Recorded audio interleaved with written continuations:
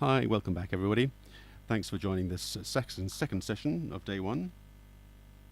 We're still waiting for the players on lawn 4 to be ready to play. In the meantime, we'll just share with you a static camera of lawn 3, and there won't be any commentary on this until we start our coverage on lawn 4. Thank you.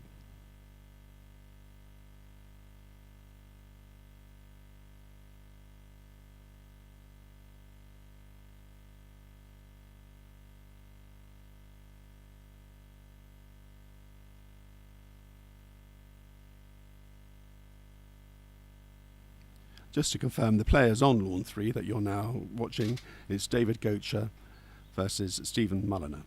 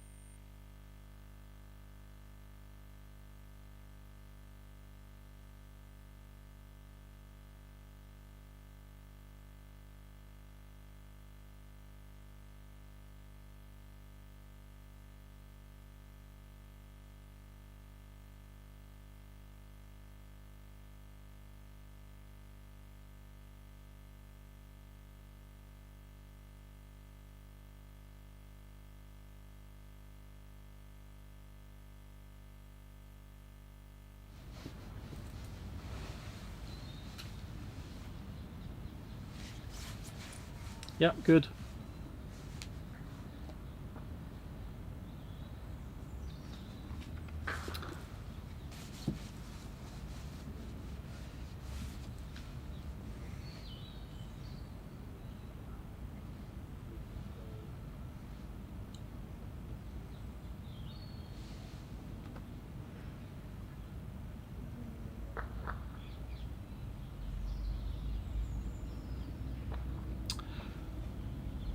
Right, so we're now joining Gabrielle Higgins against Robin Brown, third round of the Prez, and joined by Keith, and Jack will be back shortly.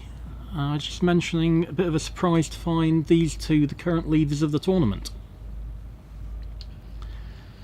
Well, Robin's played very well. Robin's had a couple of very nice, easy wins really. Gabrielle struggled a bit in that heavy rain against Debbie down on lawn 1, but she's come through and she's beaten James and now beaten Debbie. punished James, I think. Yeah. The word, isn't it? Yeah.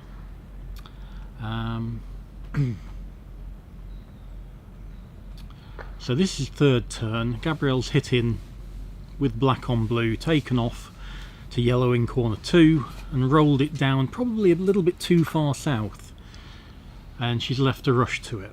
So I wouldn't be surprised if Robin played red at yellow from A bulk. Is yellow in the south half of the lawn, do you think? I think it is just in the south half. It's Right. about 16 yarder. Then it's too far. Yeah. Yeah. Anything in the north half is fine, I would say. Yeah.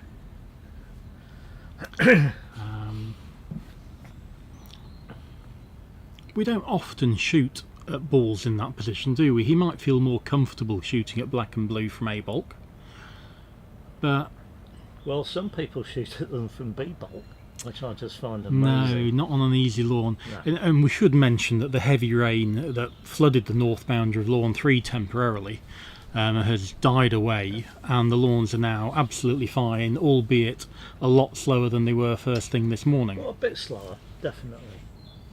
Yeah, Um, inevitably, I suppose. Absolutely, nothing you can do about it, and they'll drain very quickly as well. So he's taking this shot at yellow through to corner 2. I think that's the correct shot. I agree.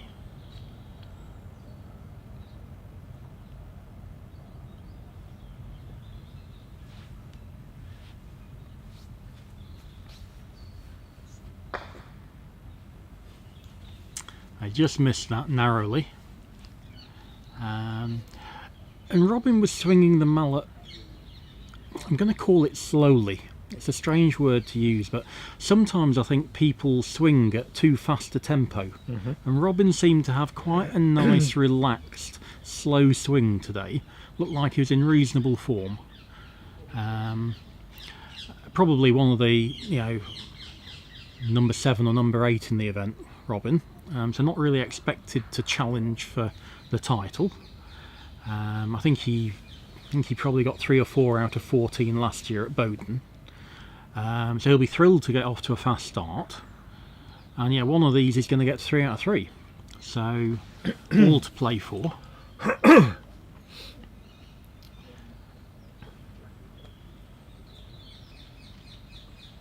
But really quite pleasant playing conditions now. No wind. It's not cold. Well, hopefully the rain has gone away for the rest of the day. What do you think? Yeah, it was travelling west towards Cheltenham, so I don't know. I think is there a 8 being played at Bath?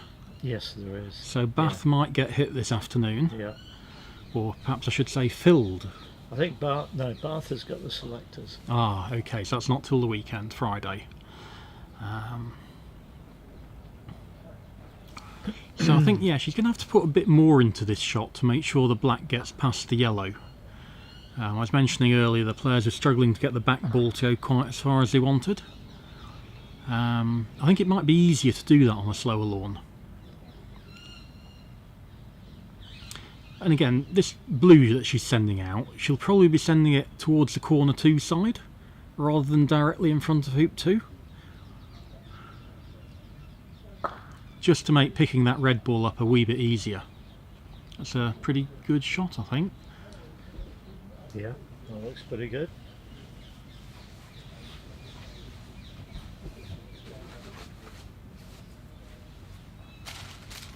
I mentioned earlier this morning Gabrielle had just had her first competitive sextuple over in Ireland at Carrick Mines.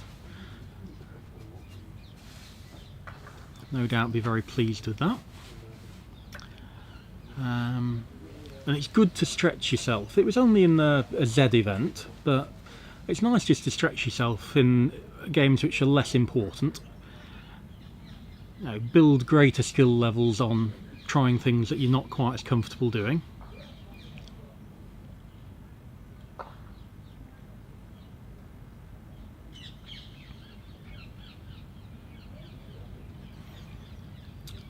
And who would you say is the better of Gabrielle and Debbie at the moment? Because there's a lot of people very sure of one side and a lot of people very sure of the other side, and it's pretty close, isn't it? Yes, I agree. Welcome, Jack. Hello. We're just having a chat about, there's quite a differential. There's sort of 50% of people think Gabrielle's better than Debbie, Yeah. and the other half think Debbie's better than Gabrielle. Right, And okay. they're quite firm views from some people. Really? Yeah, it's pretty even, I would have thought. It is quite even. I think Gabrielle's a little bit better on an easy lawn, Right. and Debbie's got tighter break play for a difficult lawn. So it's all about playing conditions for me. Yeah, I'd probably edge towards Gabrielle, but only slightly. I think one of the things you should say is, isn't it fantastic to have two top-class women playing in the President's Cup? When have we last had two women? Do you know? Well, Gabrielle didn't play last year, did she? Debbie did. Yeah. I'm trying to think about it. Whether the year before, but Jenny's never played in the President's Cup. Debbie obviously played quite a lot 90s time. But otherwise you're sort of going back to people like Hope Rotherham, aren't you? We did have some very good ladies. So Gail Curry had a sextuple, I think, probably in the late 80s, early 90s. And several other sort of pretty good standard lady players, but these two are probably just edging towards the edge of the Matt Robertson Shield team at the moment. I know Gabriella has a target for herself. Are you sure Gabs didn't play in this last year? It was at Bowden last year, and I don't remember her playing at Bowden. No, she didn't. She didn't play last Okay. year. I think she might have played the year before that. Right. I think last year, from what Harry was saying, it was 7 of the 8. So I think Gabs must have replaced Ian Lyons. That's right. I think that's This correct. year, Yeah. And clearly improving at the moment. Probably not entirely consistent, but I think the top end of the game has got better this year. And the ability to just, beat top players, because that's a big mental hurdle, never mind the physical one. And I think we'll see her just go to 4-back. These two will be playing standard advanced. Surprisingly, David Gocher playing super, I think, on the lawn next door. It's against Stephen. Stephen will have been keen, I think, but I'm surprised David's let himself be talked into it.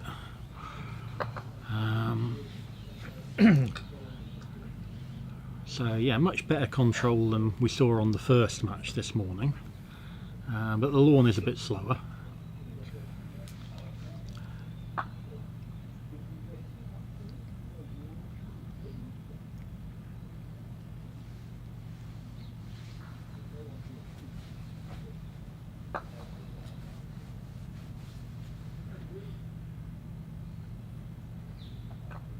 I think you're going to have much to get excited about now. Is she going to make an NSL? Is that what she's preferring, or a spread? This is crying out for an early Hoop 6 pioneer. Now, one of the areas that Keith and myself disagree on is whether you should put an early hoop 6 pioneer out, and Keith likes it. He thinks you can put it out from a short distance away, still get a rush on red, everything's tidy. I prefer just to keep the balls with a pivot, so that if you don't get a rush out of hoop 4, you don't have to play a shot going to hoop 5 pioneer. I like going to a pivot still, and it's easier to get your escape ball out for the early 2-back pioneer and things like that. But I do end up sending my hoop 6 pioneer out from a lot further than Keith would. I've got a feeling that might be a difference between Gabs and Debs. And maybe Debs doesn't do it as much now, but I think in the past she was keen on an early hoop 6 pioneer. Early hoop 6. And what about yourself, Jack? Oh, I'd never have an early 6. You never have Why one? not make hoop 4 or 5? So keep as many balls with you as for as Yeah, long yeah. as possible. The only early pioneer I'd ever have, I think, is 2-back. I suppose you might think about it if you wanted to switch the balls around for some reason. Exactly. But it feels quite early to be worrying about switching the balls around. Sounds like a hard sell then. Yeah. It just seems obvious to me. 6. Yeah, it's shorter distances. It is short distances. I'd quite often put a rover pioneer out after 3-pack, for example. Even when it's not the PLE. If I'm just doing a finishing turn. I don't again. I'll keep them together. Extra balls to go to, and I just fancy if I play a poor pioneer, I can still send out a second pioneer with a pivot. So Gabrielle here swapping her pivot and her pioneer round. So after hoop 5, she's going to hit the blue and send blue to 2-back. So that's why she's just swapped them round there. Red's going to go to hoop 6. Still make hoop 5 off yellow, but Giving hit. herself plenty of room. She here, has, isn't yeah. And again, this is I'm happy at this position, and you're going, but you're sending it out from 3 times further than I have. And so I think both views have validity to them. What do you prefer? Do you prefer sending out a pioneer from close, or keeping that pivot for you a bit longer in the break? The thing I was pleased with watching this turn was Gabrielle's reaction when she approached hoop 4, because I think 2 years ago she'd have approached from 2 feet to 1 foot and been absolutely happy with it, and now she just wanted it a few inches further, just showing she's trying to get a higher level of control.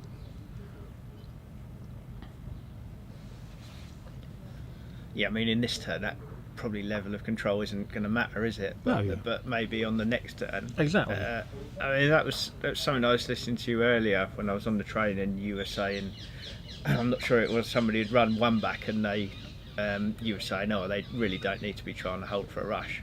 And I was sort of looking at it going, well, it might actually be good practice to be trying to hold for a rush. For when you actually need to do at it. some point in the next turn, you probably are going to need to forward rush. And you were sort of saying, oh, well, you don't need a forward rush in this instance, which is, was right. Yeah. But I know, speaking to obviously Robert, I've spoken to a lot over the years. Yeah. And he's quite keen on practicing as you play. He does a lot of practice on his first break. Yeah. Just doing things that are significantly more difficult, simply to test himself out. Yeah, just when you come to needing a forward rush, you go, oh, well, I've done that already in this game. Yep. I guess probably the difference is I've played a lot more of my croquet on firmer hoops, where dribbling at something from a foot in front isn't a good idea. Yeah, you're not guaranteed to get through.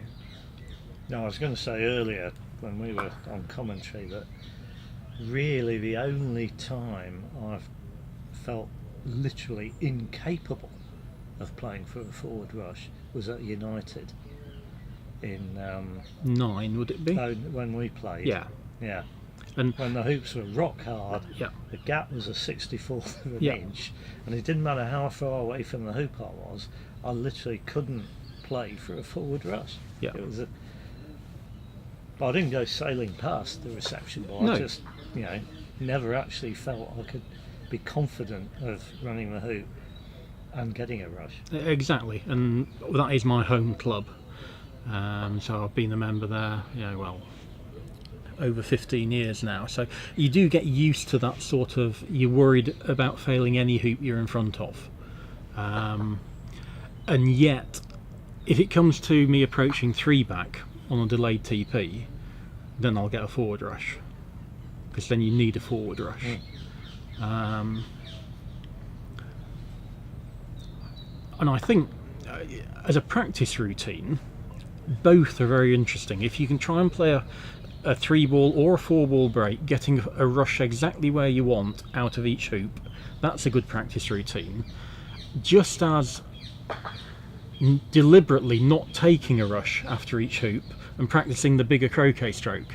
So you can get both styles of break and still be practicing what useful skills that you're going to need at certain stages.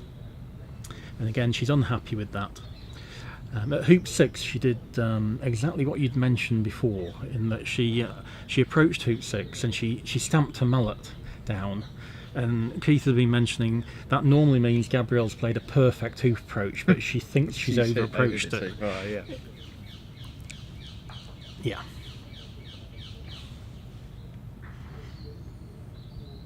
And another opportunity if she wants here to swap pivot and pioneer.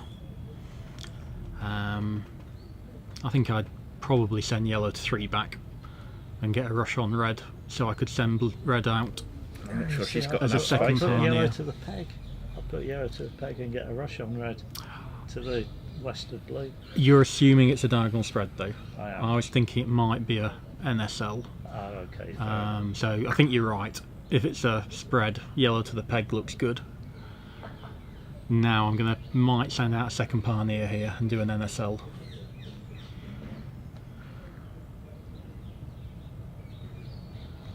But really nice back ball control. She's got the rush on the pivot and it gives her options then. She can send this back to the peg if she wants to. She can send it out to 3-back if she wants to. Give yourself more options.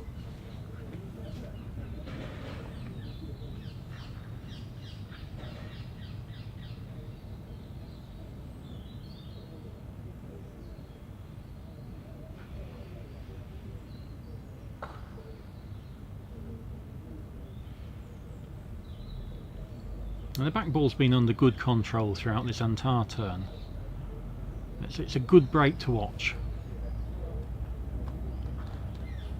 And as we were watching Debbie in the first game, you mentioned the break was getting worse and worse during the turn. This has been getting better, and I think it's going to mean Gabrielle makes a very good leave, whereas Debbie ended up just with a basic OSL, didn't she?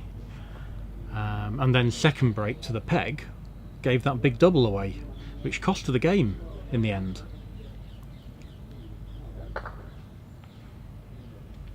So leave's really important. You've got 9 hoops to decide what you want to do and get the balls under control. And you can still make a diagonal spread from here without any problem.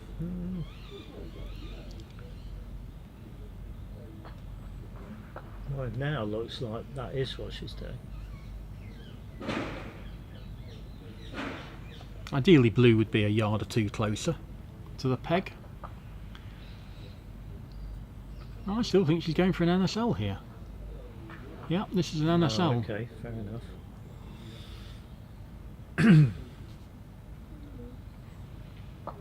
I've never liked this leave. Oh, I think it's Personally. okay. What's the problem with this? Well, because you have to be good at the big shot out of corner 4. Ah, subsequent. It's interesting because most people now don't take that shot because it's giving you a standard TP. I was almost relieved when I didn't take that shot. So you Didn't just want play to be some. left with the big I've shot. always found that shot quite a natural ratio. Well, I'm so poor at rushing that I need to get a lot closer than most Yeah, people. if you need to get the- within a couple of feet of it, it's Yeah. a bit more difficult. But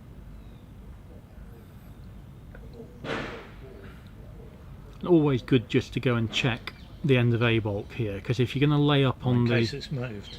Well, no, so that you can see exactly where the shot is. You don't want to leave your ball in the background and an eighth of a red in the foreground. I used to really like that shot when people left it me. It just felt so much bigger. And obviously if you do hit the eighth of a ball, it's such an easy break then.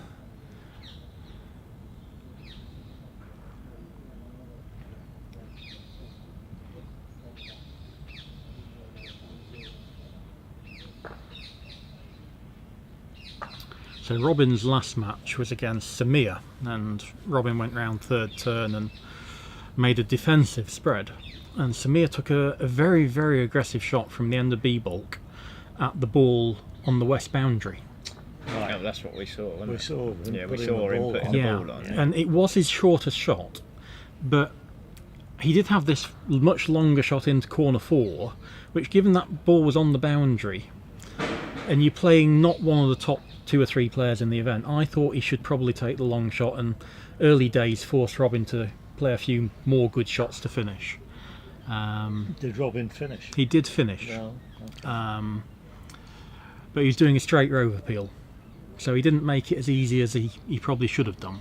Just checking again at the end of A-bolt. Yeah, I think she wants to go further south than she is without risking that edge of red coming into play.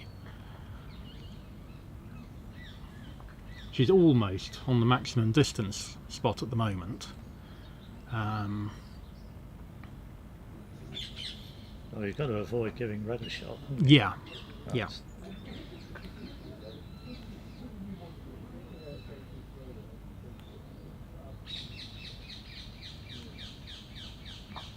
So a natural shot is lifting red and shooting from third corner down at blue. That's what's regarded as standard.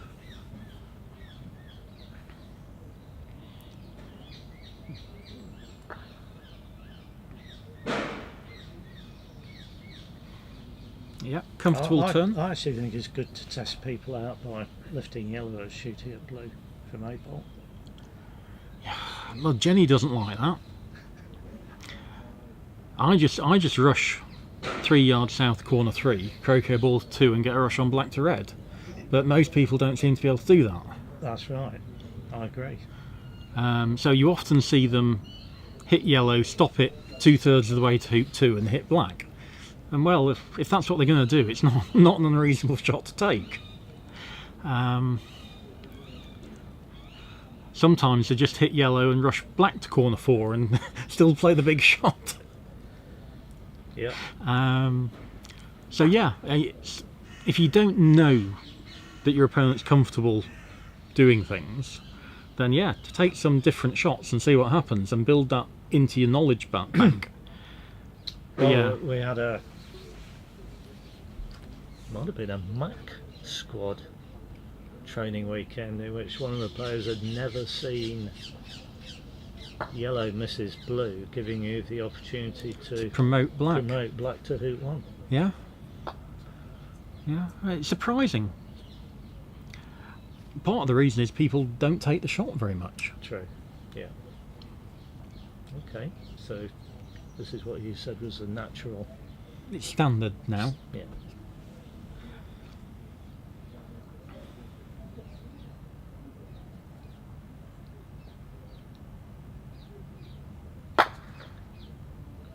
That's a good. good shot.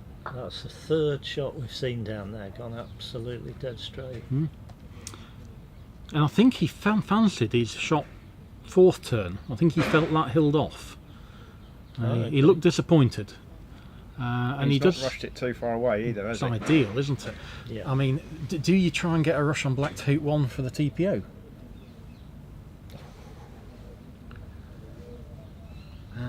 So yeah, Nick, some people are playing Super. So James has been keen on Super, and Stephen's managed to persuade Goacher into playing Super. I think that might be it at the moment. It's not boring advanced though, is it? It certainly hasn't been very much boring advanced. We've certainly the games on Lawn 4, there's been multiple hoop errors and a pace error. Well, Stephen failed 3 back 3 times. 3 times, wow. And still won. So yeah, if Robin were to rush this to hoop 1, it would give the TPO a sort of a boost. There's still a TPO chance Definitely. if he wants it. I think Robin does like a TPO, doesn't he? He loves the TPO, does Robin. Quite like He also likes making hoop 1 off partner, just in case he fails it. That's a good point. So I understand both of those desires.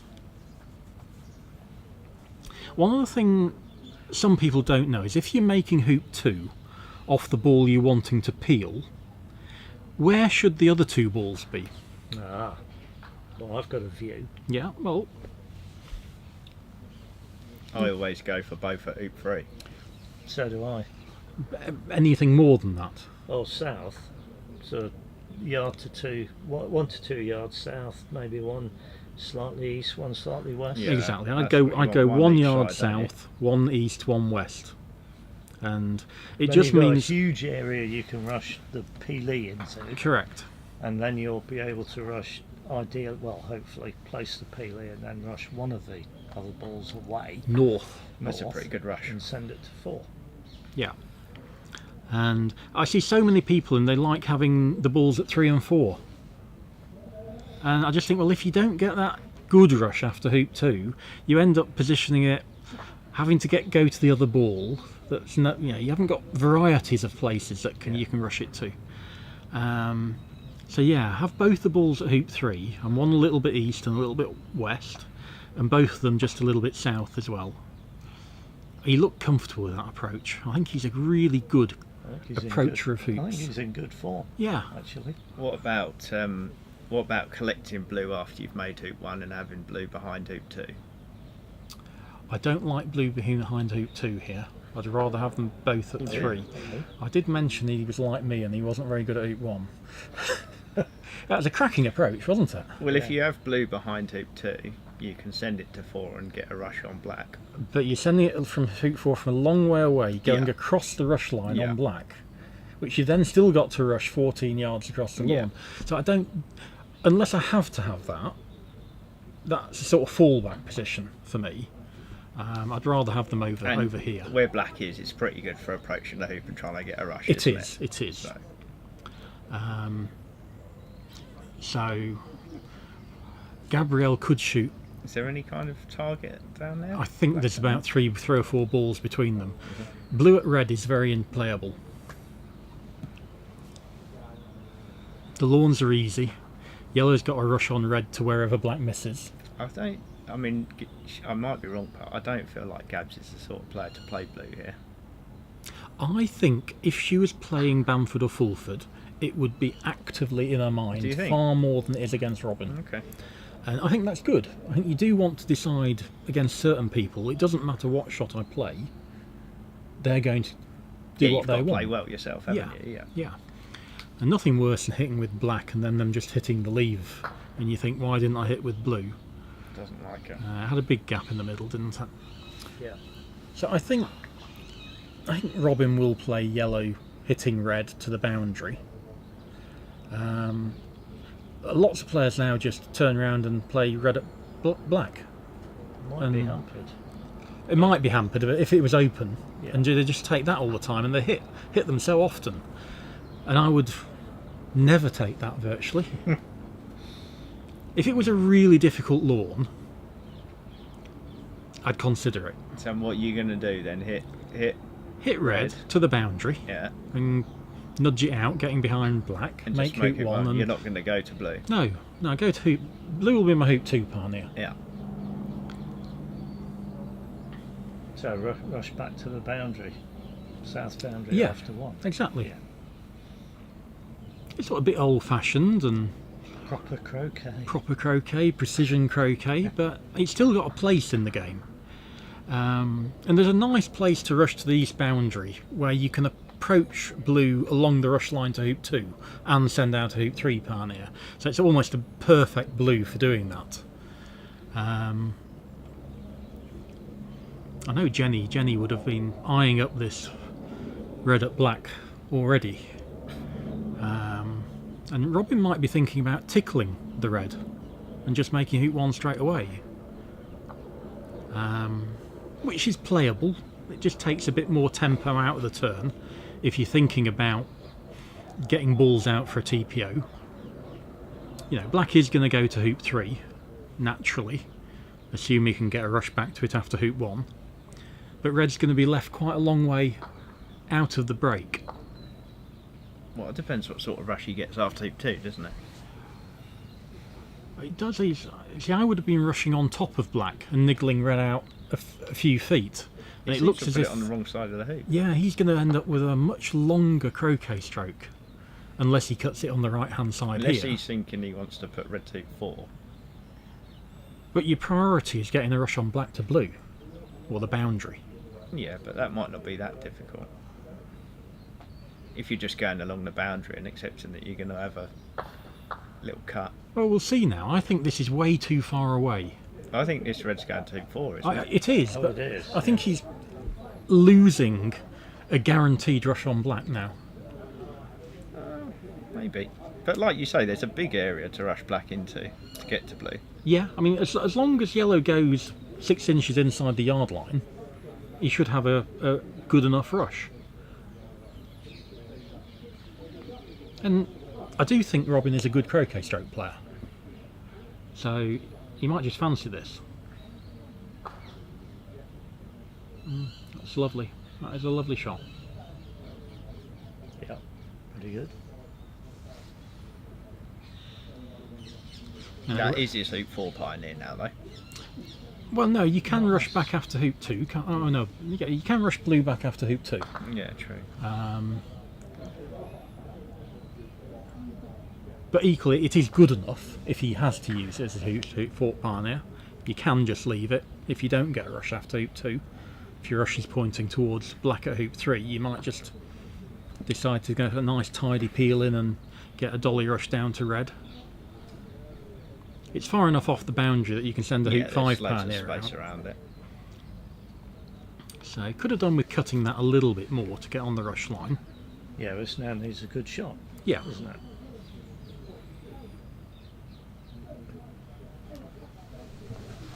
How close are you trying to get to blue here? 2.5 feet. Yeah.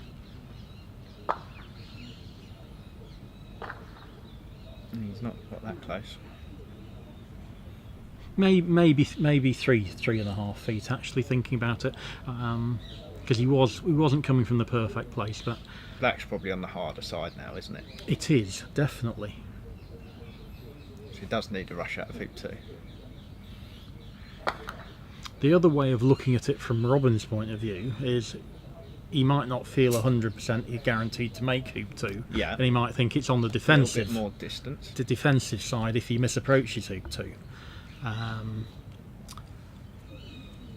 And see, I don't think that's a bad rush at all. Every time you rush it in front of the hoop, Yeah. I'd much rather than middled it to corner 2 or somewhere. As long as we don't get this blue off the lawn. Yes, Yeah, I was just going exactly. to say. Exactly. It is hoop 2 on lawn 4.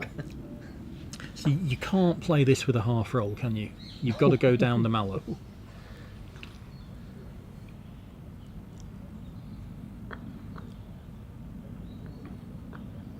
Very much a 3/4 roll But if stance. he plays a good shot here, he's pretty likely to have a rush back to red, isn't he? That looks yes, like it's. yes. Well, In a- blue's okay, but yellow's a bit. But if he runs it to the Sure. boundary, I think he's good at these, isn't he? This sort of shot.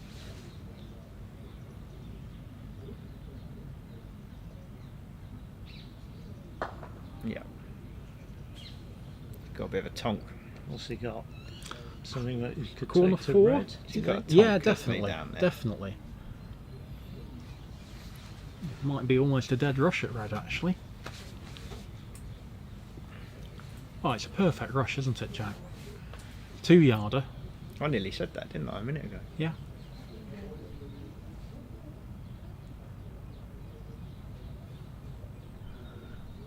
Yeah, I think these ones you don't want to try and hit it too hard, do you? It's very. So well, that's a okay. fault at golf croquet. You want to hit it more than that, but when you're trying to hit a 2-yarder the length of the lawn, it's tempting to give it a massive, Yeah. great big whack when you don't need to. And despite the fact he took a divot, I think he was just stroking it like you were Do suggesting. so you think he was trying to rush Yeah. to red, but he just Yeah. got okay. And he's taken quite a big divot. And at AC, because the shot wasn't hampered, Yeah. it's not a fault. So you just ideally replace your divot as tidily as you can, because the groundsman's not going to be very happy. See, if now this is what we were saying before, if black was on the other side of the hoop now, You could go to black. we could couldn't just you? roll to black, couldn't Yeah. we? Quite a tough shot, this. Yeah, he does when he wants a rush on red, doesn't he, ideally? Always well short. That's not a good shot. He will make her okay. He's going to have another big roll, isn't he? Well, from- he could have hoop 4 in the play then. Yeah, and blue. Yeah. No, I mean, that's a few poor shots there.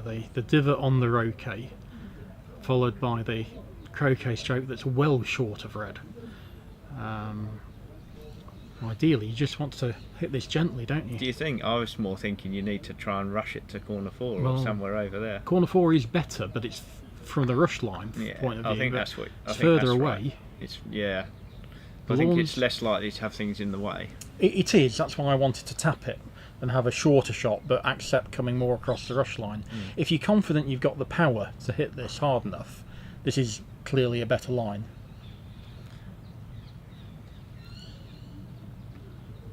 And we are assuming he's TPOing. He could just take off to black and play a break. Yeah, that is true. But he does like TPO. He does does like Robin. TPO.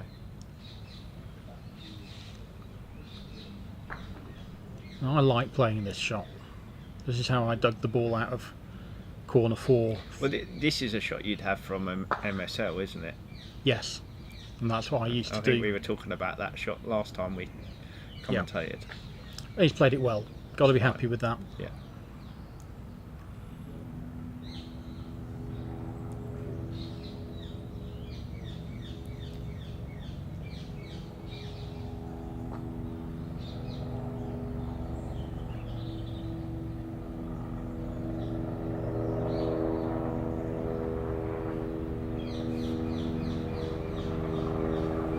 That's Keith's helicopter come back. He's missed that. Oh dear. That wasn't even the hill, which does go that way, but he just missed it straight off.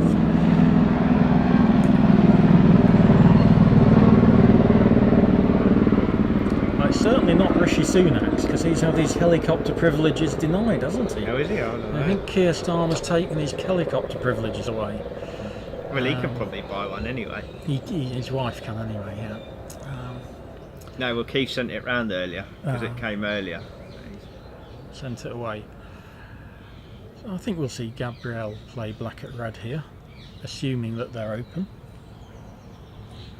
Look open from our position. Yeah, it's open, isn't it? Um, She's not going to make a hoop though, presumably. not if she hits red. If she wants to make hoops, she might shoot at yellow. I don't think she's going to shoot at yellow. I don't think there's any need to make any hoops here.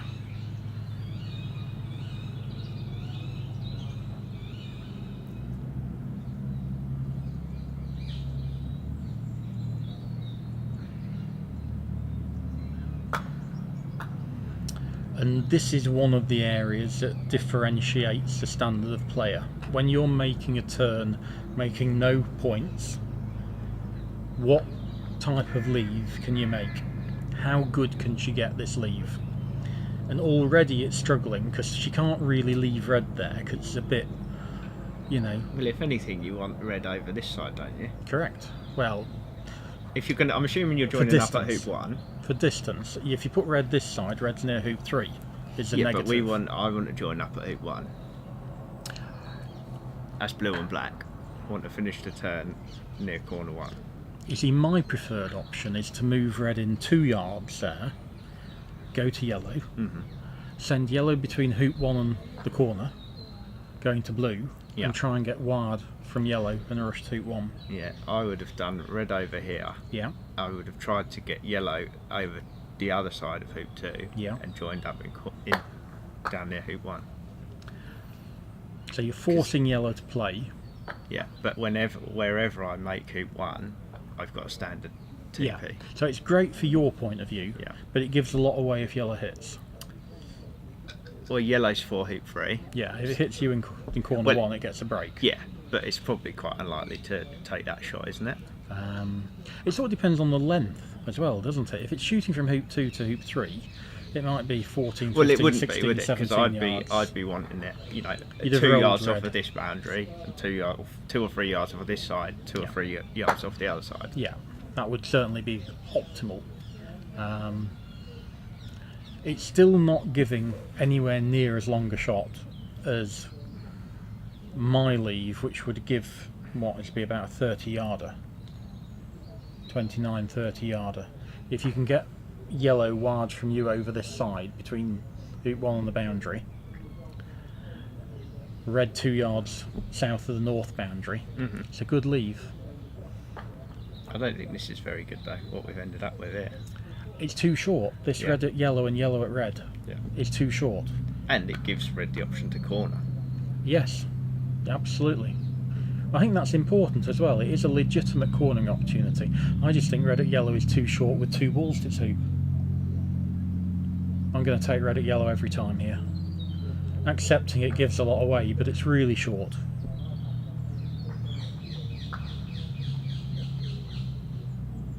Yeah, I could see Robin cornering here. Yeah. I think he's more likely to corner when the lawns were quicker earlier, before the rain, than he is now. But he could still corner. I mean, aren't you just looking at this going, well, if Gabs makes 2 or 3 hoops, she's just making it, and breaks down, she's just making it more difficult for herself. Yeah. I might be giving her too much credit, but I think she's been substantially better at finishing these sorts of turns. But I certainly don't think Red's corner 4 is wrong. I mean, if red goes in the corner, she's got to make hoop 1, which is okay, easy. She's got to get a rush to somewhere up near yellow. Yeah. She's got to take the rush. She's got to There's work to do. poke black out, rush to 2. It's not easy. No, it isn't. I mean, like you say, if you was playing one of the top players, you wouldn't even think about it. You do, well, they're going to do that every time, know. And again, one of the things I've been trying to encourage Gabrielle to do is this. One of the things that differentiates the better players from the good players is this simple position. You've got a rush to your hoop from 3 yards away. Yeah. Can you get a rush, and I'm talking about a really short rush, out of the hoop, pointing exactly where you want it? And the good players do it time and time and time again. Yeah. And this is what's going through Robin's mind. How good is she at that basic stuff? What would you do, Keith? Keith's come back. What would you do as red and yellow here?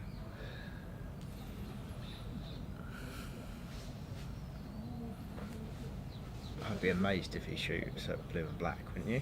Yeah, I mean, I'll shoot at yellow with red. I would shoot at yellow with red, yeah. The reason he's taking this is because Gabrielle can't dig red out all the way to hoop 2, but she can get it far enough that she's got a 4-ball break, pretty much. Well, she can. She just won't get a rush to hoop 1. She Yeah. can send it to hoop 2 and accept making hoop 1 from where black is. Yeah. Or she can nudge it, put it 10 yards, 8 to 10 yards north of 1 and get a rush on black to red and then rush red to yellow. And make sure that she will have a ball at 3 and a rush to 2. Yep.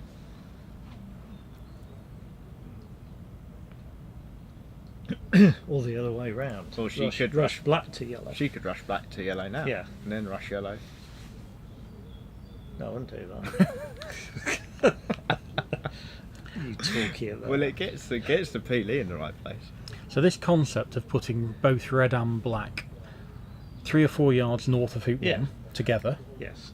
That's and right. then hitting red first, Yes. not necessarily doing much with it, but getting absolute dolly rush 2 yards Yeah. towards corner 3 from yellow, Yeah. and then you've got a standard TP. I think she will spot that, won't she? I don't think she No, will. she's looking at. She's having a pioneer then.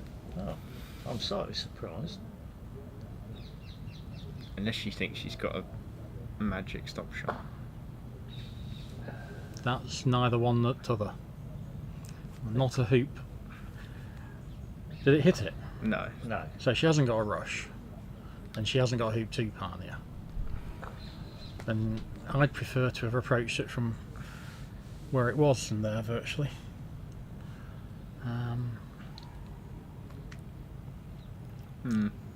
So yeah, we want to make 2 with a good rush to hoop 2, and we want black to be at hoop 3. That's one of her normal. Thinks she's overhit it, but it's perfect.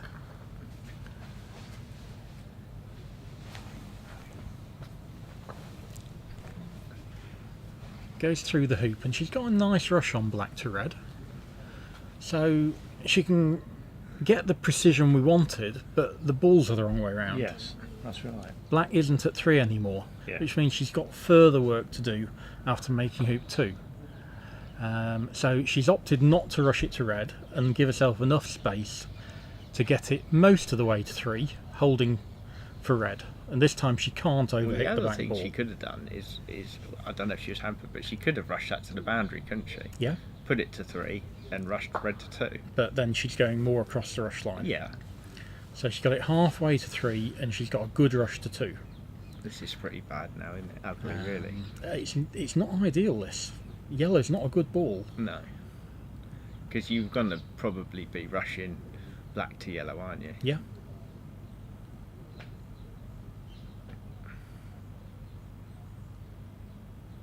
Maybe she should have done that and taken, still rushed red to yellow rather than rushing to 2. Because if she'd have rushed red to yellow there, she could have poked it out. That would have couldn't been helpful, wouldn't it? Yeah. And then potentially your concept of rushing to the boundary, she? Yeah, she would have had more room to put black to 3 Yeah. and been on the rush line to rush to yellow. yeah. Arguably red was significantly easier to make hoop 2 off than yellow if the rush went wrong. But if you rush it there, then by the time you come to make hoop 3, red is going to be Much better. somewhere near a pioneer, isn't Yeah, it? much better, yeah. How much do you prioritise making the next hoop over Well, making it easy for yourself? I'm thinking if I get red 2 yards in front of hoop 4, am I going to roll yellow to hoop 5 going to that ball and not use yellow before hoop 3? Yeah, you could do. Keith hasn't thought about that. That's come as a surprise to Keith. Well, it looks like 3 might be slightly in play, and depends where black ends up after the peel, doesn't Well, it? I've been looking Yeah. at rushing black to the corner And playing a good croquet and stroke. playing a good croquet stroke, Yeah. I think which would have been easier if the ball had if been. it's Yeah. well, if you'd rushed red to yellow and got red out, Exactly, you wouldn't yeah. need to rush to the No. corner. You just read. Which was, I think, from where she got to, which is what she should have done. But now I don't. I think that looks ideal to me. See, I like the look of that red. I think you could play here to ignore yellow, but the thing you've got to be careful about is once you've done the peel, Peel. you need to make sure when you hit yellow, You can. there's nothing in the way. Yeah. Well, you can't make sure of that very easily, can you? Yeah, well, you need to be one side of yellow or the other, don't you? You need to come at yellow so that you can rotate it Yeah, towards the corner. Cut it 3 or 4 feet one way or the other. That means this side. And this is the dilemma that Gabrielle is now thinking about. Yeah, and like you say, if she'd have changed red and yellow over, red would be floating about in front of hoop Yeah. 3 now, and she'd be looking and going, well, this is just easy. Yeah. Oh, hello.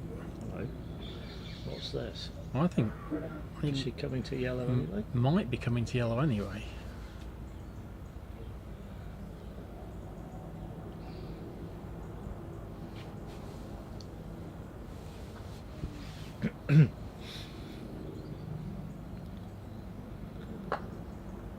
Oh dear. Well, black's okay. I don't think she'd have expected to get a rush on that. I don't think she was So trying to she's rush just it, no. playing for a nice straight approach. It's not a good one to break down, though. TPO's all there. TPO's all there if she breaks down.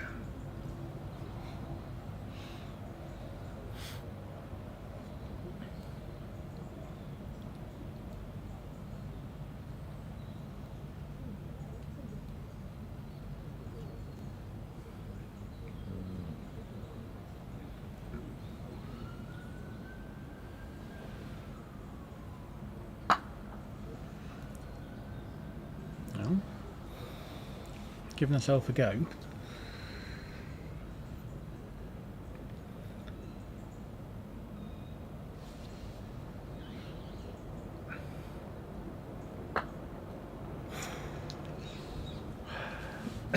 So I don't think she's going to be confident enough to take this on at gentle pace. Who would? Who would? Because it hills from her point towards the right. I'll tell you what I've done in this position in the past, Yeah. not where black is, Yeah. but when it's closer, I've hit yellow and then tried to rush peel black. If black was a lot If closer. black was closer. That's bonkers. I've done it a few times. It's achievable. Just she's actually got a position she can jaws this from, which is pretty lucky. Don't know whether she's even trying. No, she's not looking, is she? Just going to nudge it in front. What do you think about leaving yellow here and the peel before 5? No, No? No. Quite fancy that? no. Stop it, Jack. You're just winding Chris up. If you've seen me play sextuples, I have less remote pioneers than anybody else in the world. I play a big croquet stroke going to a pioneer all the time. Yeah, but if you don't get the peel, if you jaws it and then you make hook 5, it's much nicer. It is, but apart from when you clips on 8-5. Well, that yeah.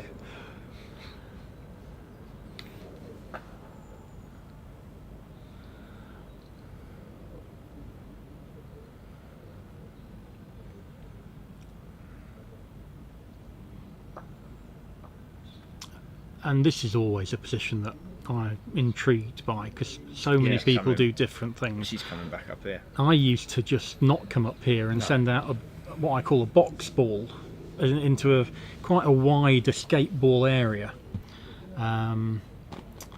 She might have changed her mind. west of four-back, northwest of four-back. Whereas lots of people rush up and get a really nice red, so you can play a straight stop shot peel and get a rush hoop 6. But the downside is you've got to take off from black to yellow. Well, she could have a go at a rush peel here, look. No. No. You're doing it again. But just to explain why we're saying no, because there'll be lots of people thinking, Jack, it's a very sensible idea, it looks good. You can do it if it's straighter than that. You can, but if it sticks in the middle of Yes. the hoop, Yeah, there is a lot of risk. sometimes But you you just can't hit it get back hard down enough to that- yellow. You just hit it hard enough that doesn't happen.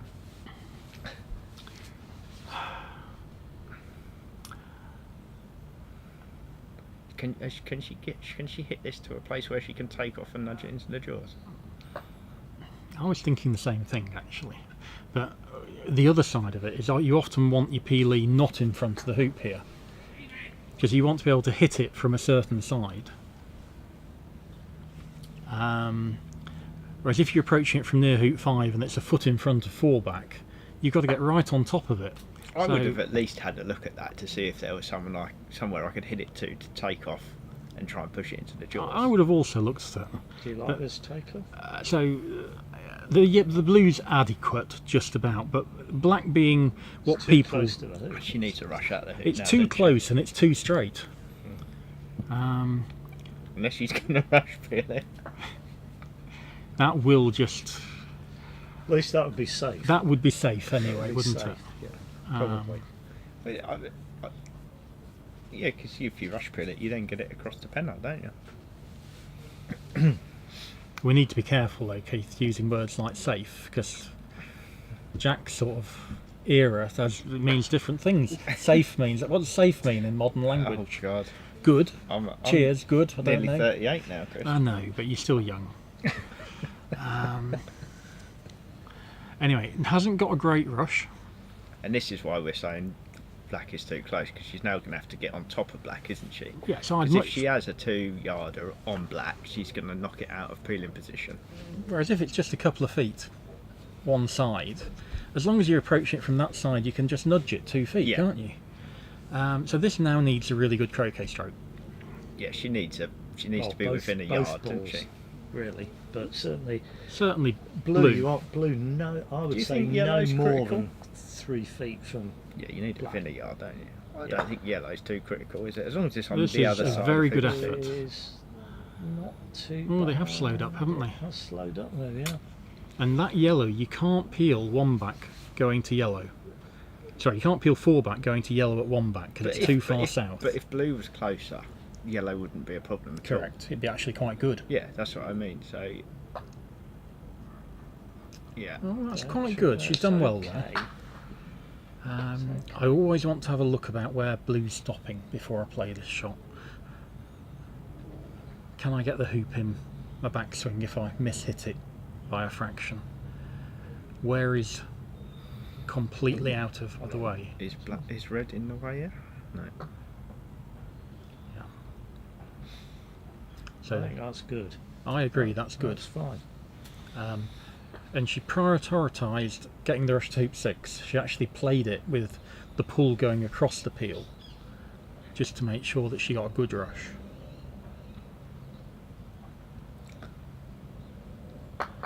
That's a good rush as Yeah, well. that's a good shot. Now, which ball is going to be the 2-back pan here? I'm going with red. Well, I mean, this is interesting now, isn't it? Because if yellow was a couple of yards further north, it would be a lot easier to roll to from Correct. black. Yeah. But where it is, it's probably an easier shot sending black to 2-back to get to yellow. I'd still But give, you could give have myself both, a couldn't chance you? You to could have send both red down there. Yeah. Definitely. I'm still hoping to peel penult before 2-back here. Yeah. Yeah. So am I. And she's done well. That's a nice approach and a good hoop to get the rush to corner 3. And yeah, if you can get red to 2-back, I almost think rushing black off the lawn is the best angle for her to play the next shot at, despite the fact it's going at 90 degrees across the rush line, because it's so much easier to get black in a good position. I'm probably going to give myself a 2-yard rush to 1-back.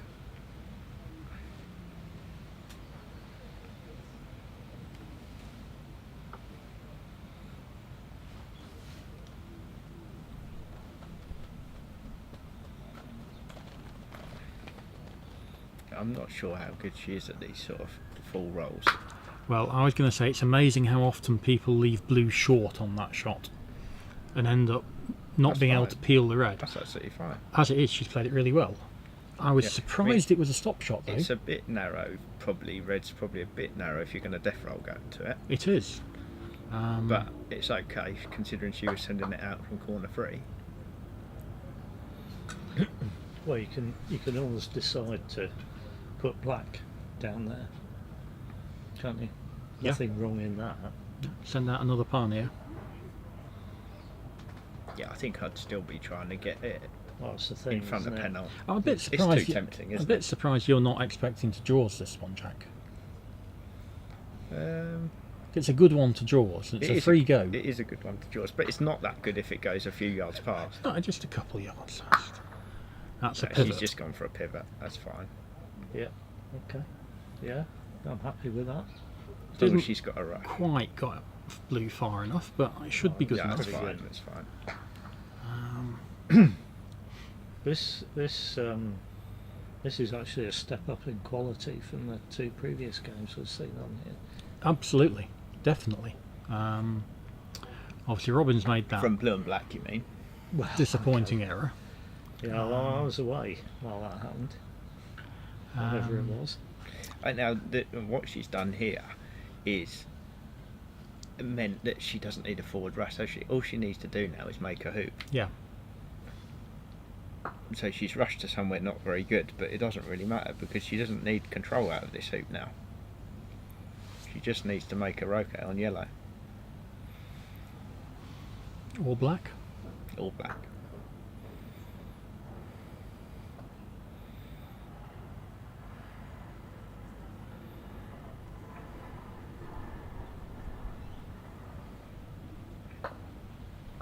I think just watching her play turns like so, we've criticised her at the start for leaving this yellow, haven't we?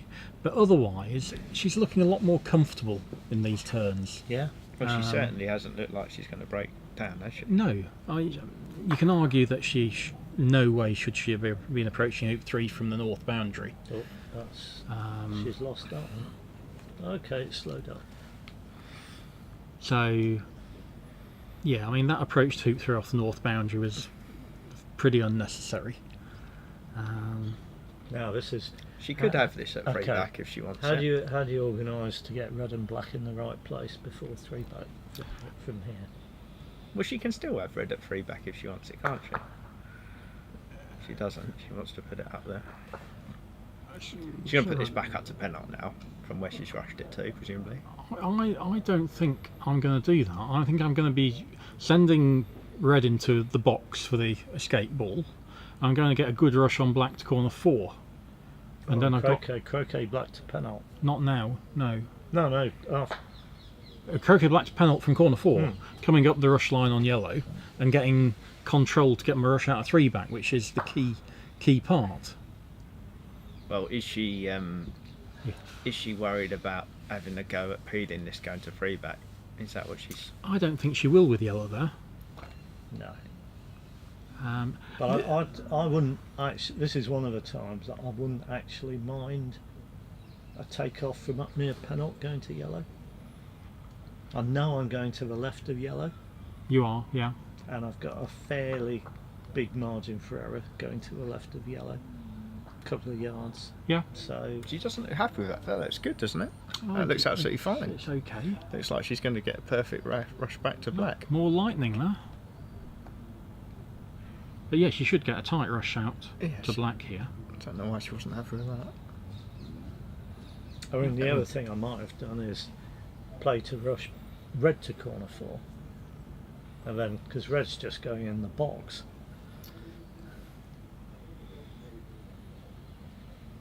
But if you can improve black, Yeah. even better, I would say. That's probably better than my option, Keith.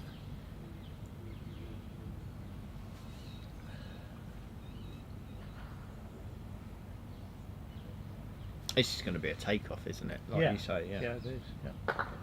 But she's going to have a tidy red. She can put red in the place where she can play a straight stop shot peel off penult, getting rushed to 4 back.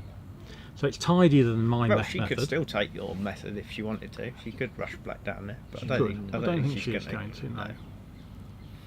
No. So it's all a tidy position at penult. And the only downside is this take off to 3 back.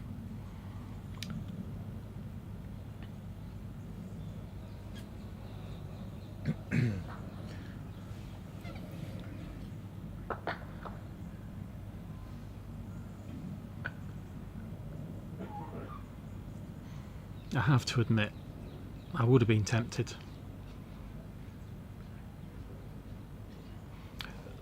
Lots of people say you should never peel penult going 3 back, full stop. I do it a lot if I think I might not get a rush out 3 back. This is short. No, it's that's on a funny perfect. line. It's perfect. Oh, it's perfect, actually. Absolutely great. So she should get a rush out of 3 back now. If you get the, it's brilliant if you get the 3 back peel before penalty and make penalty.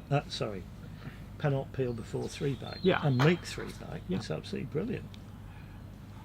I'm sort of almost as comfortable with the roll to yellow as the takeoff. Right.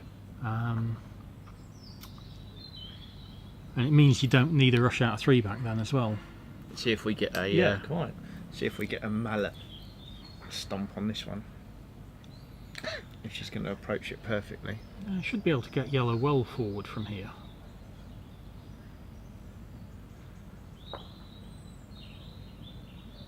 Okay.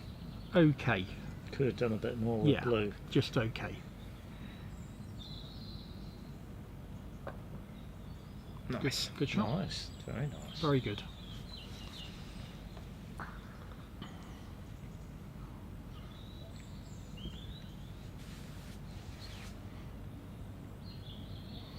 Now, do you think red's in her range just to play a little stop Yeah, shot peel and definitely. hit red Yeah. as a rush? That's why she's put it there, isn't it? I think so. It's a fraction. It's a bit long for me, Yeah, but for 2 her, feet I too think it's long. fine. Yeah. Well, how about bombarding it 2 feet What are closer you- here? What are you saying? Are you saying it's close enough?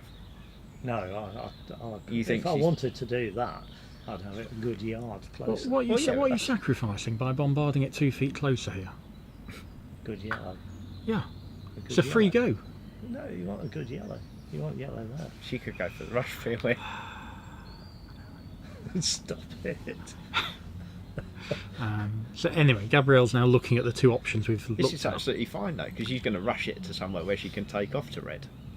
That's the idea, isn't it? Yeah. Even if she only draws his appeal. Yeah, Jaws is absolutely fine, isn't it?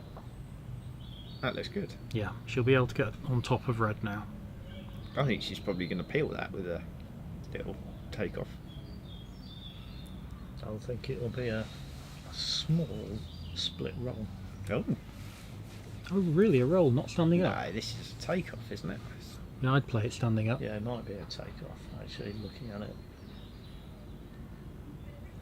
There's no roll on that, I don't think. But yeah, you were mentioning yellow. Yellow is in the right place. You can do all sorts of good things with black as a Yeah, that's good. Okay, that's good. peely I now. like that. So imagine yellow was... How many people do you come across who actually, I mean, not with red there, but if red was further south, would want to peel black with a strong Oh. stop shot? Amazing. Yeah. Now you don't want black to finish at the peg. No. It'd be Um, great if it finished at Rover, but you can't guarantee that. can you? Absolutely. Whereas you can guarantee just nudging it behind yellow and stopping it down to Rover, which is why we want yellow further south than a normal Penult Pioneer.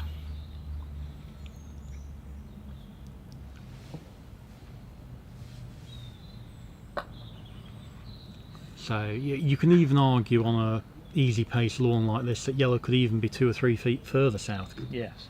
Yeah. I reckon 2 yards south. Right. Because you're not worried about ever breaking down at Penult on an easy No. lawn when you're 15 minutes into your turn.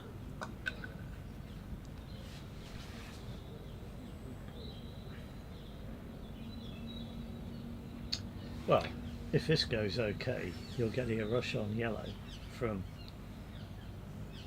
maximum 2 yards Yeah. away from Yeah. yellow. If you can't get a decent rush to Penult from there, Yeah. And no attempt to You put red as Shouldn't be the playing the game. you shouldn't be playing. no attempt to send red to Rover because black's your Rover Pioneer.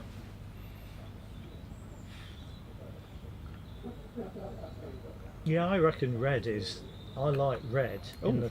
in a place where That's further away than I thought she was if going I to hit it. don't get a rush out of Penult, I've still got a nice croquet stroke, putting a ball south of Rover, So staying north of red. 2 yards north, further north.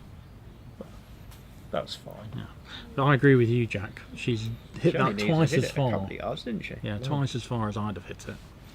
Yeah. This is. Oh, apparently it was a stop shot. Yeah, I thought it was a drive. That looks good. Very good It was black. It was a stop shot. Ooh, Okay. Just that's yeah. okay. Wasn't quite that stop shot, was it? No. To be fair. No. But Shots like this, I was always ultra careful about because lots of people try and cut them in front like she did, and I think the only way I can break down there is to rush it into worse than death. So I tried to rush it too. So not much of a cut and just rush it to the side. Yeah, no rush, like you said, Keith. Out of this hoop. So yeah, I yeah, think but red's nice. That's what I don't- mean. That's what yeah, I'm saying. That's what yeah. you said, isn't it? Yeah. Even if you won't- don't get if a you rush. if you put red to Rover, Yeah. it's a little bit more awkward. yeah, I still prefer it at the peg because I prefer Okay, playing a right. drive to the half roll. Yeah. She does need a rush on red now, doesn't she? Because black is on the On the wire by wire. the look of it. So Yeah. she needs to be able to rush red close to black.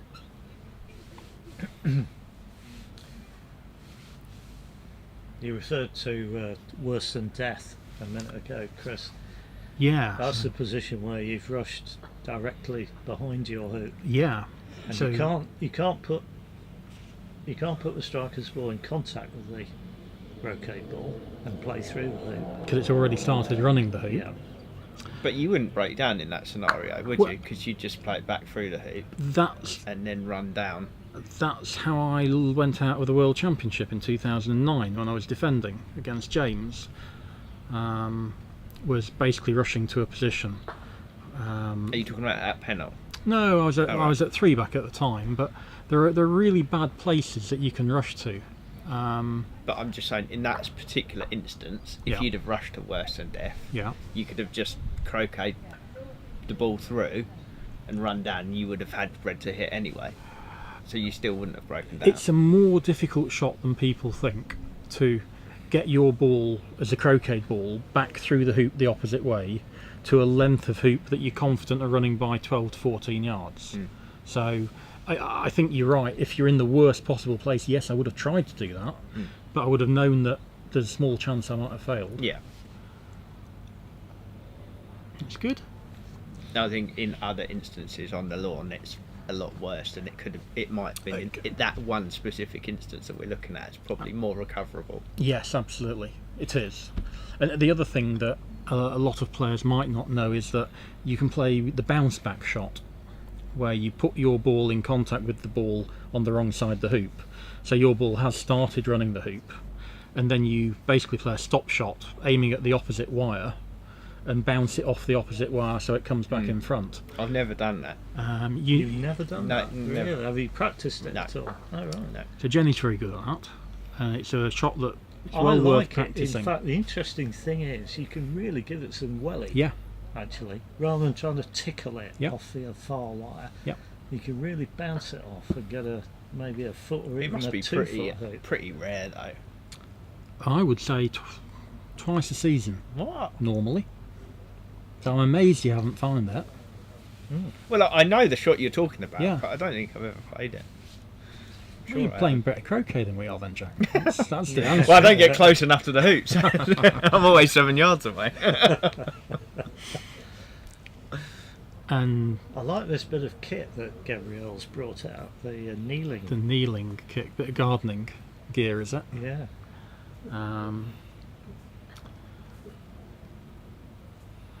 And Is that her specific one, or is that a club? I think don't she's know. brought it with her. What do you reckon? I don't know. Well, unless they've all been instructed that if they're going to kneel down, they need to use the mat.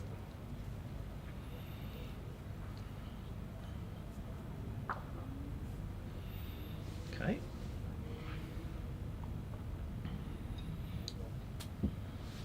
And we didn't like Robin's shot, mainly due to length was the reason we didn't like Robin's shot that she's finished off. No, that was. But it's too If long. he was going to shoot, he should have shot a partner, shouldn't he? I think. Yeah. But he did get a little bit of value out of it because she struggled to pick that up and ended up approaching hoop 3 from the north boundary. Yeah. But yeah, would have been interesting to see him corner as you suggested. I mean, I don't Where you were you just thinking? don't you 4? Yeah. 4. Yeah. Don't you just think as Robin Brown there? Well, I'm playing in the President's Cup. You know, I'm playing the top 8 players that are, available for selection. They're going to be able to do that if I miss into corner 1. Don't you just think they're going to be able to do it? You know, I do actually, yeah. Yeah. It was too long to take, Yeah. giving that much away. What's she doing with yellow? Yeah. just getting it away from A-Bolt just in case. Oh, okay. Fair enough. It was. I thought she was trying to put it in the way for a second. What I like about this, and the prime exponent of this, I say, is Reg Bamford, is you've done the peel. It's tempting to go, oh, I've finished. And yet you see Reg time and time again put maximum effort into getting an absolutely dolly rush to the peg. Yep. All the kneeling mats back on. Yeah. It's not in Hurlingham colours, Jack, so Oh, it must be her own then. unless, or maybe it might, I'll tell you where it might have come from. It might have come from the groundsman's little bucket. I reckon it did. That's what I mean. I reckon that's a directive from the club. You reckon? So anyway, we've got a new leader. 3 out of 3. No one else is going to be on 3 out of 3. And Dare to be shot at. Who's I, poised, Chris? I like reeling them in from behind. That's just, don't let people think you're winning the event until you've actually won it. Rob, surprisingly enough, liked winning all his games. I don't know why. Well, that's Rob for you. Yeah. But it's certainly wide open this year, isn't it?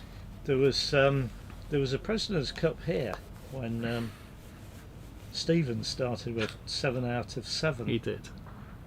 And didn't win. Very good. First peeling turn on the show lawn. Yeah. Yeah. We had some pegged out endings, some 3-back failures, and a TP. We have seen one peel before now, haven't we, on the show lawn? Have we? Go on. Stephen managed the 3-back. 3-back. peel. Oh, the 3-back, yeah. Yeah, well, hopefully that means we're going to see some more good stuff on the show lawn. Well, Who have we got up next? Do we I know? think we're getting Debbie back. Right. I'll go and have a look. Yeah, let's go and find out.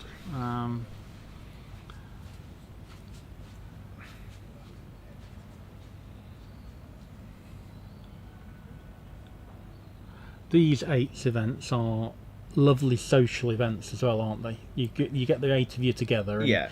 if you get a nice bunch of people, it can be a delightful 4 or 5 days. I mean, Hurlingham's one of them places. It's lovely to be here in the club, isn't it? But sometimes in the evenings, everyone sort of tends to drift apart Drift a bit away. because people are staying with, their friends, or some people might live close or whatever. So maybe you tend to get less social in the evenings, whereas when you go to some of the other clubs, sort of people tend to stay closer, don't they? Yeah. But Yeah. it's in a fairly expensive part of London, isn't it, for accommodation and things? So Yeah, it's very much so. understanding that people drift away. Well, Keith and myself were talking about the fact that the President's Cup always used to be here, Yeah. and I think we said 1990 was the first time Bowden, it broke that 1990. cycle. Yeah. So really had been at Hurlingham for decades, and then we started this system of it moving around the country, so everyone got a chance to see the better players, and we got to share it out a bit. And I think it's a good idea. The other thing is, these lawns are so good at Hurlingham, the grass quality is so good, it's nice to test people under a variety of different conditions in the top invitation. Because it's no use going to New Zealand and suddenly finding you're playing on hard brown lawns and firm hoops if you play in conditions like this for the President's Cup every year. You want that level of variety.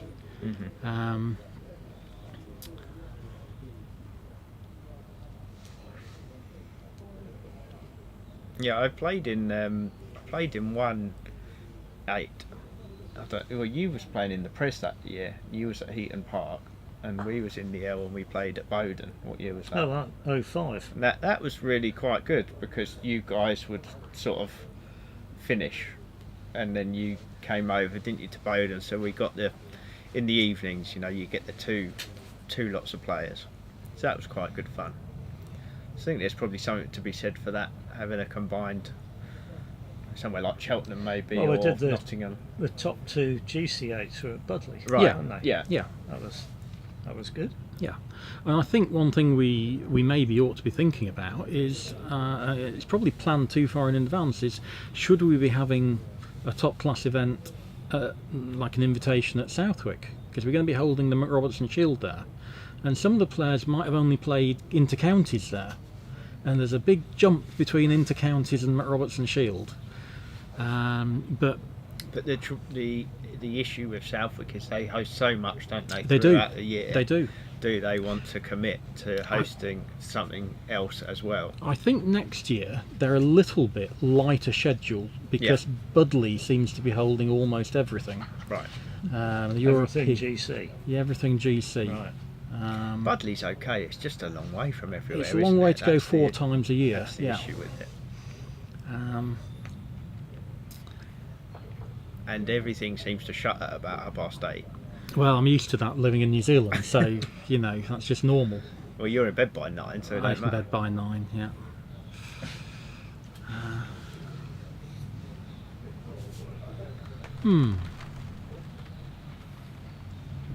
So yeah, it will have been planned already as to where the 8s are next year, but We've got the treasurers actually at Colchester Have this you? year. Yeah. This year. Yes. Well, This year. Yeah. But with the MAC being taking place, week 1 is at Hurlingham and Roehampton, and week 2 is at Southwick, and week 3 is at Surbiton.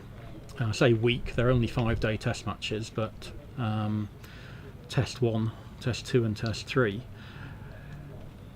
And I think a lot of our players are light on play at Southwick. So I think we might maybe just have some squad weekends there, or Why do you think that matters though? Because the lawns are the same as anywhere else. no, I think every lawn, like we're talking here, and Keith and myself are going, there's a little hill at Hoop 6 because we know about it, and the hill at 4 back. They're tiny things, but they build up and they mean something, and we know about corner 2 here.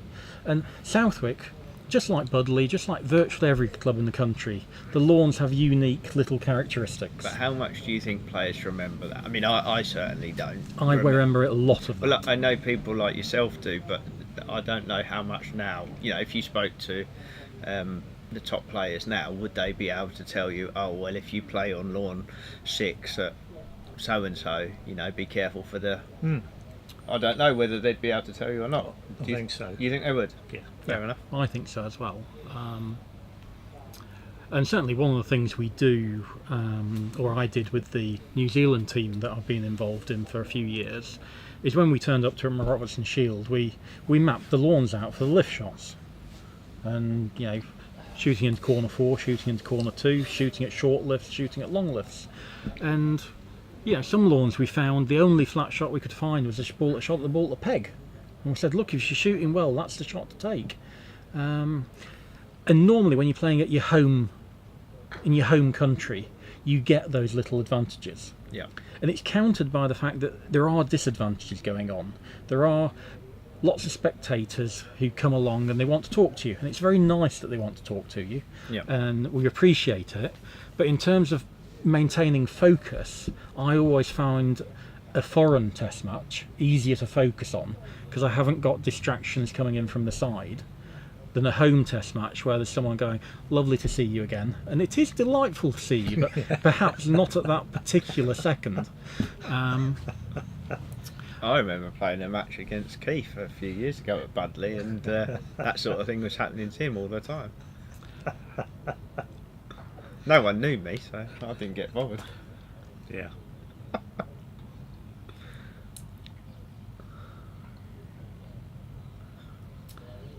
Well, you've heard that I'm no longer, you know, known as Robert's doubles partner. People don't come up to me and say, hello, are you Robert's doubles partner? No, they just come up and say, hello, are you Jenny's husband? You've been promoted. So, yeah, How long has it taken? a little while. I heard you talking earlier about a turn that Miranda had played against you. It reminded me of a turn that I'd played against you as well. At Colchester, do you remember that one? I do remember that one. Now you've reminded me. Yes. You picked me out when I think I was for penalty, wasn't I? And 6. You were for 6. no, but what was? I think my partner was. I think I'd broken down on TP. Oh, yeah. I peeled you out. And then you penalty. did the 2 peels. Yeah. And Gave contact. he made an awful leave. Corners 2 and 3.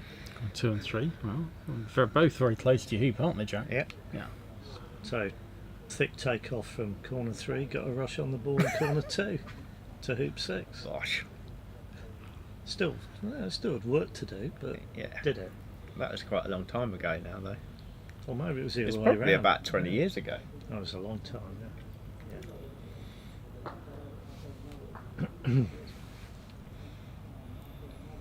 So it looks like we've got this Gocha Mulliner match still going.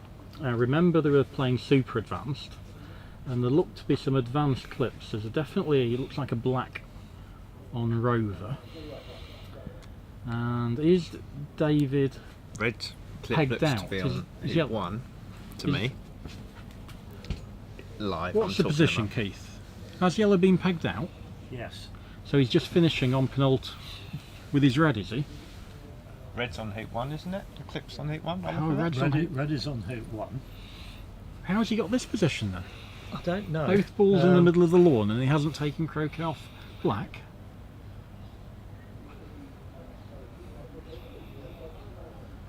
He must have only just got in. Stephen's on rover and peg. Oh, right. Okay. So he might just have failed rover, and David's hit blew up to here, and taking off and trying to get a rush to hoop 1.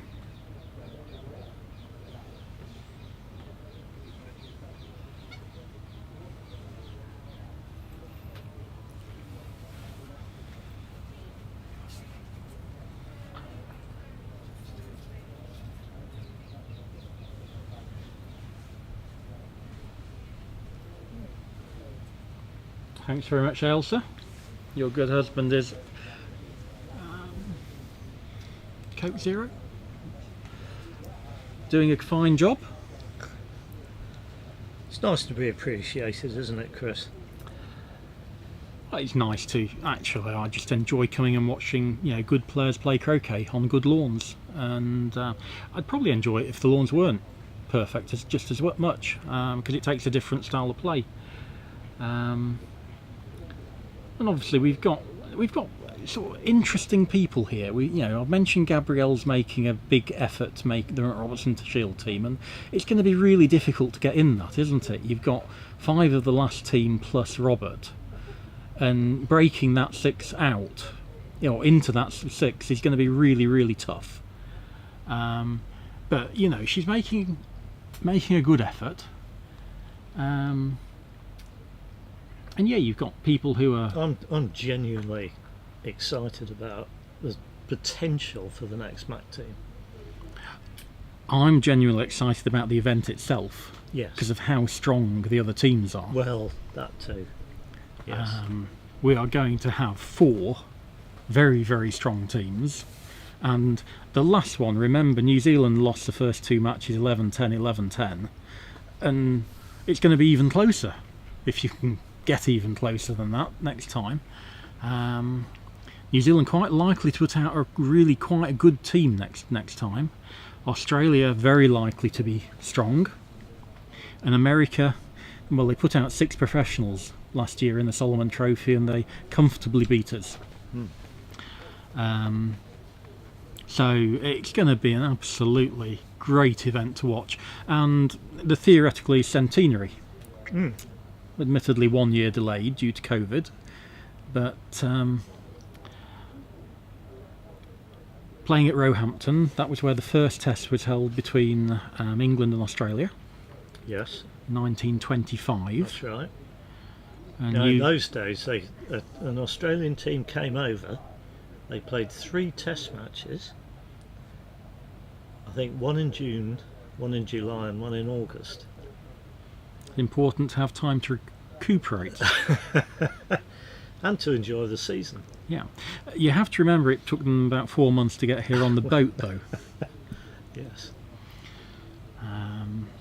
So, yeah, people like John Solomon could never understand us complaining about it's 3 weeks off work. And he said, well, it's 6 months on a boat for me.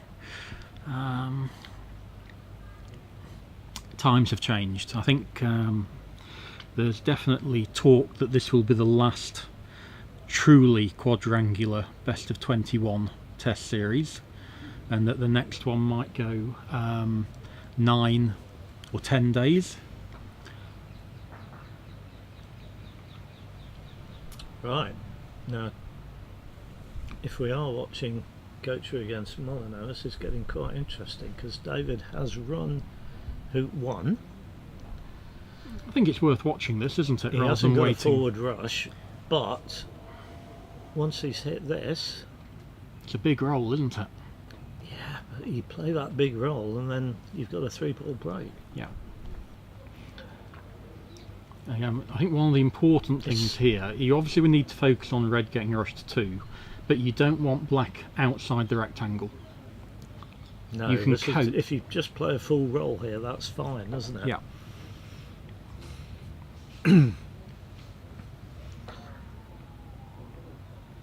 These are the sort of situations I used to think, come on, just play one really good shot and we're home and hosed. Whereas Dave ended up having to play 3 really good Well, shots. it might not be this shot, it might be the next one, but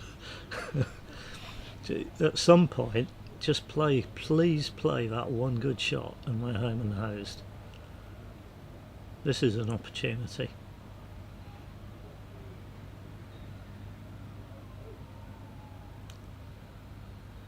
Stephen's lurking, hoping it won't be. No, that's not enough roll for me. Front ball's too far for me. Yeah.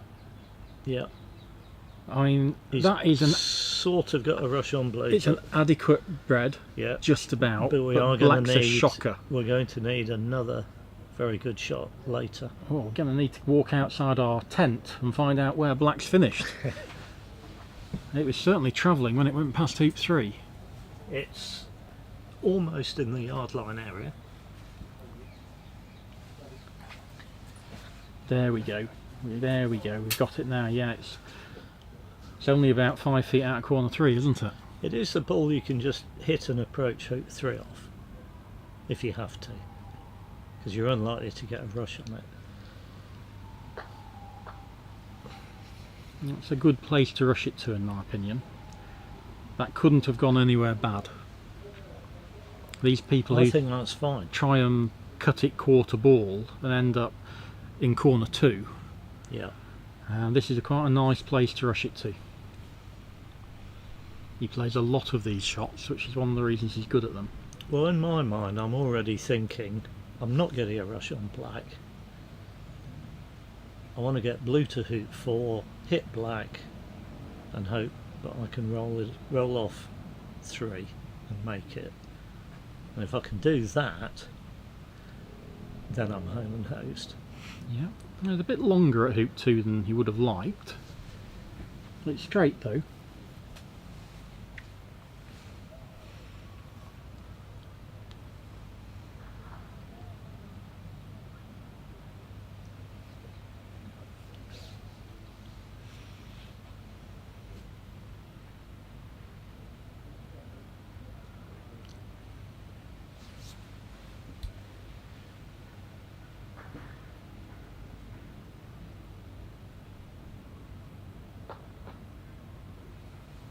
Yep, made it. Made it, and he can make the roquet. Yep.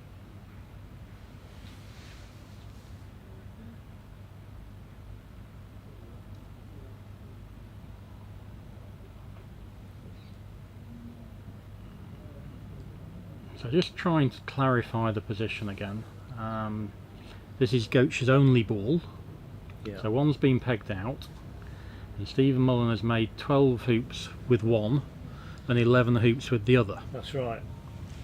Blue's on the peg, black's on rover, and David is on 3, and yellow's pegged out.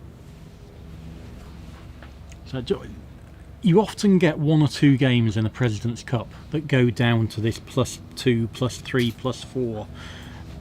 If you can get 2 of them on your side, I think you're half the way to winning. Well, this is David's at least second 3-ball endy of the day. Yeah. Because we've seen one of them on lawn 4. Yeah, and you're always going to lose a couple of games, 26 TP or 17 TP, and you just have to move on from that. But you can't afford to lose single figure games because they indicate you've had a finishing turn.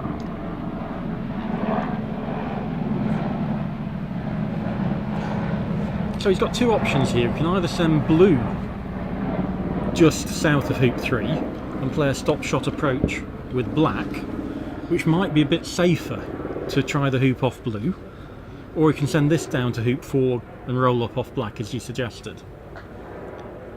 Well, he's gone for distance on blue. Good shot. That's getting behind the ball. Has he actually got behind That's it? a good shot. He's got a rush on it. Yeah. He's almost gone off the lawn, but he has got a rush on black. Fabulous then. Excellent shot. They're So- doing a crossword over there, Keith, if you wanted to get involved. So yeah, that's probably the best shot we've seen today, isn't it? Yeah. Clearly went for it because he rushed to that area. Didn't go for I've got to very say, brave. You can argue. Going to the peg ball, Oh, presumably. that is. I think he's favourite now. I think that was going to the rover ball. Oh, the rover ball. Okay. So it's even more dangerous. But well played. And it looks like on lawn 3 there's 2 clips on rover in that game as well. Is that James failing a sextuple rover and rover? Surely not.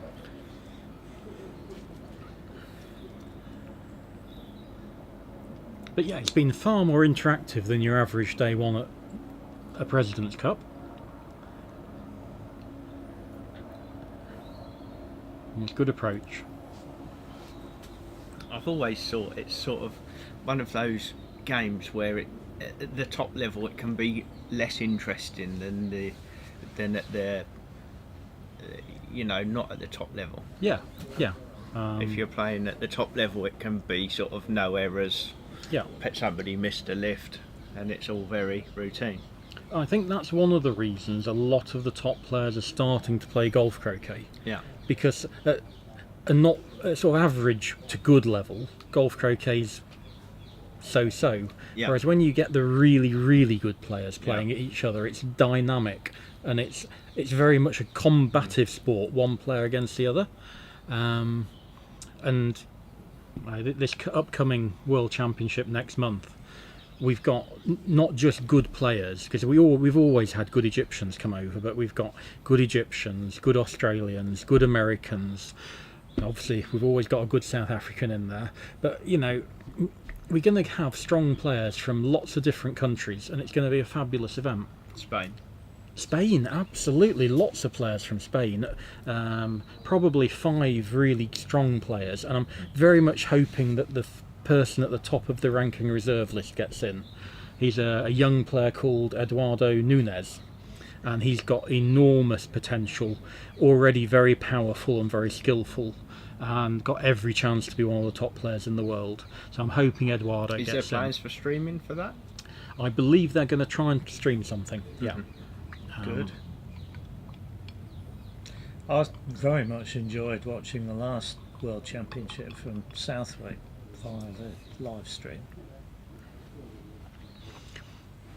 Yeah, Matthew's performance was the best performance over a 8-day period at GC that I'd seen. Probably since Felix Webby won the under-21s and reached the semi of the Open Worlds, which was a fabulous streak of form as well. But Matthew just looked completely in control all the time. And that's really difficult to do at golf croquet, because people come back at you with their own bits of brilliance. Who's the best at the moment, would you say?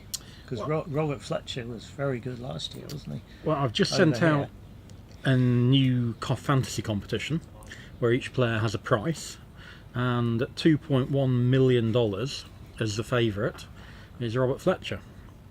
And it's simply based on his performance against Reg in that final where he destroyed him. And Reg didn't play badly. If he can produce that, and it's a big if, he wins. Matthew, second favourite, defending champion. Reg, third favourite. And then a whole group of players beneath that. People like Mo Karem. There's a very good young Egyptian called Yasser Syed, who's very, very promising. Obviously, El Mahdi's world number 2 now, the over 50 world champion. And then you've got people like Edmund Fordyce, Felix Webby. Edmund's over in America being a pro at a country club at the moment. What about somebody like Tom Balding? Absolutely, yeah. Tom's got a great chance. Really good striker of the ball. When he gets rolling, he just keeps hitting the ball straight. I remember him from last year in his semi-final against. He played Rob, didn't he? He didn't seem to miss. Yeah, it was some just errors came out of nowhere in random places, but he had the match at his grasp. And when you get to the semi-finals of the GC Worlds, it's not just about being able to play well, it's can you win the tournament? And someone playing their first world final rarely wins it if they're playing someone who's playing their second or third or fourth. A few examples otherwise, but generally the person who's played one before wins. His blue's gone there. Yeah, he's lost blue a bit. Yeah, it's about a yard north of the hoop. It's not too bad. But if you get a 3-ball break here, just to come back to AC for a moment, you should be thinking, I'm winning this. Absolutely. Unless the conditions are really difficult. And it shouldn't matter what the opponent's clips are on. Nope. None of that. You just, my lawn, my break. Yep. I've got this. But again, you are under pressure, and the people who can play these types of 3-ball breaks, getting rushes out of hoops and playing a series of easy shots, finish more often than the people who need just the odd half roll and big roll, big split shot. So you do get a benefit from having control, and that's a lovely approach. He's given himself lots of room to run this into. Well, ideally he wants a forward rush because blue's north of 6. So. Yeah.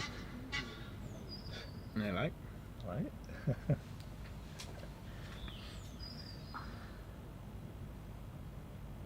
Yeah, I remember no rush. Oh, well, needs a good croquet stroke, and that's really when you've got a finishing turn like this, you don't want to have to play a good croquet stroke, do you? You don't. And the other thing about this is he wants ideally to send black short of one back, so you're more likely to send it past one back playing this type of shot than if you've got the controlled rush and you're playing a short croquet stroke.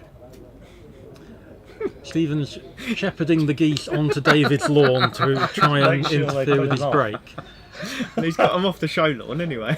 So, yeah, there are 2 geese just landed on lawn 4, and Stephen, David's opponent, is now shepherding them through David's break. Come by. Maybe Debbie will get the privilege of having a goose on a lawn soon. Anyway, can David get causing any harm on lawn 4, but Stephen wanted to chase him off.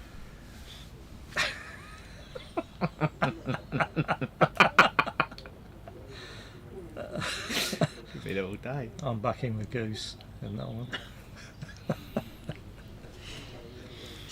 No, I remember a men's final a while ago now, Chris, where good shot. Your opponent had a 3-ball break to win, and it was just played in a way where I thought he's not going to make it, and then he didn't make it. He broke down, and then you played literally a couple of croquet strokes, rushed to hoop 1, and I thought, oh well, it's game over now, and it was. Who was the opponent? You can probably look that up. I only won it once, so it's not difficult to find. What, you're not going to say? No, I can't remember. But the point is, it's being able to play an all-round 3-ball break is a fantastic advantage. It is. And it's something I would practice. And I'd practice it, like you said earlier, with rushes and taking them, and also getting rushes but not taking them. Yeah. And Keith Wiley introduced me to a third variant, which is peeling the ball you're approaching the hoop off every time you make a hoop. I try to give people targets. I say if you're playing a 4-ball break, you should be able to do it 11 times. And if you're playing a 3-ball break, if you do it 6 times. What do you mean? Well, when you're playing a break, you send out your pioneers. Yeah. Oh, peels. You're talking about you now. peel your pioneer. Right, yeah. So you make hoop 2, but you've peeled the ball So if you get really good pioneers all the time, which you should do on a 4-ball break, on a lawn like this, 11's a good target for a 4-ball break, and 6 for a 3-ball break. Peeling it the way you're going. Yeah. So that straight. You can get a So forward just rush straight, out. Yeah, straight straight peel peel, every yeah. time you make a hoop. Yeah. But the rule I add to that is I say, if you break down, you only get that number of peels. So the key is to get to the peg. You have to get to the peg on your 4-ball break or your 3-ball break. So when you've got your 45-degree angled peel that you might take on, you're probably better off not doing an, if it's hoop 3, let's say, and keeping on going. Because then you get to evaluate your likelihood of achieving a peel from a certain angle as well. But David's done well here. He's, get a good rush to hoop 6. Black's good one-back pioneer, and I fancy he's going to finish now.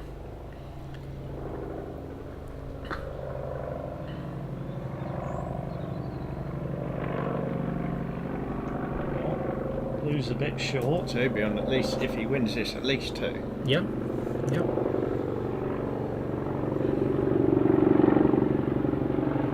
Yeah, I think James beat him in round 2.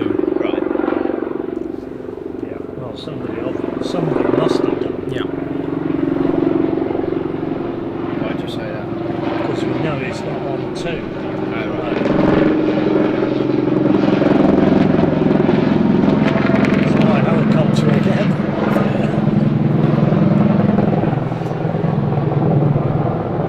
Sending him round again, or can we jump in this time? Too early. Send him round again.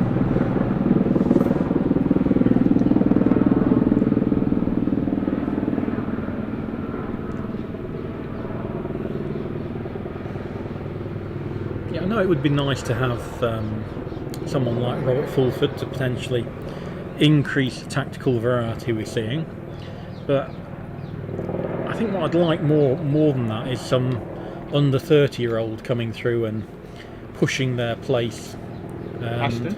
So something like Aston, hopefully next year there's people like Aston and Callum and Ewan, and then there's the Potentially slight- Jack. Jack is the one who is obviously the most exciting at the moment. But in addition to those, I'm going to call them 18 to 22-year-olds, I think we've got people like Jordan Waters coming through, who's improved this year, and he's put in a bit more practice time. And I'd like to see that level of player, and maybe someone like Mark Van Loon just nudge it up a notch. What sort of encouragement do they get these What about days? somebody like Marcus? Someone coming back to the played game. at a high level. And Marcus has tried to get in the Openshaw this year, and he's saying he's trying to get in the McRobertson next year. And I keep looking back to, he had a 4th turn quintuple to beat Fulford in the 5th game in Adelaide. And anyone who can do that in a World Championship 5th game against Fulford can play them at Robertson Shield. It's all about, can you actually put the work in with families, children, to get to the level you need to get to. We've already seen Harry turn up here and he looked completely out of sorts, doesn't he? Well, he's not played enough. Hasn't played enough. And you get given a half chance, and whereas most people take it round on these lawns, Harry's looking shaky.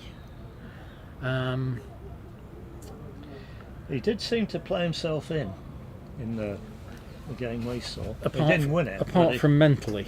Well, potentially. He got the balls the wrong way around.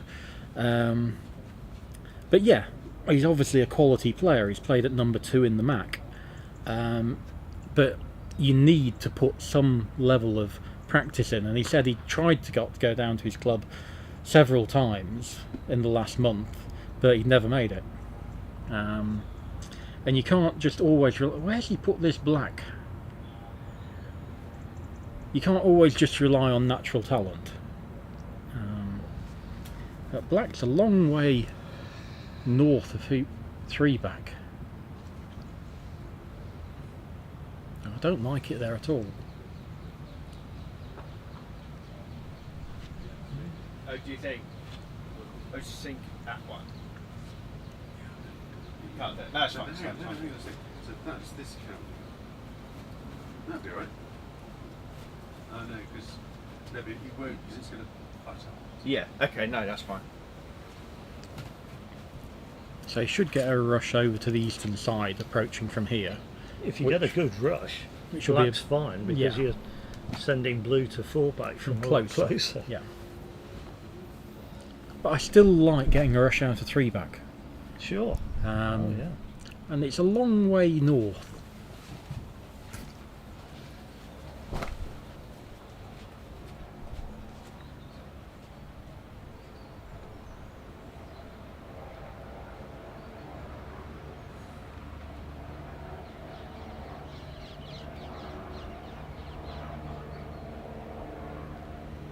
So yeah, if David wins this, we're going to have Gabrielle on 3, Robin and David on 2.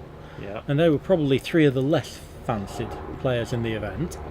So I think it's setting up very nicely for a, you know, interesting Saturday and Sunday.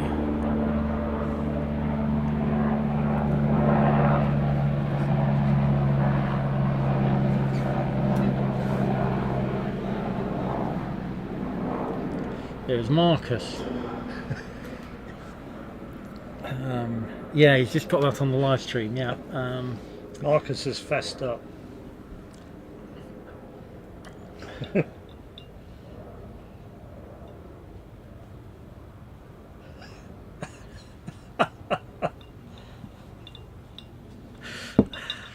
That's a reasonable comment, I think.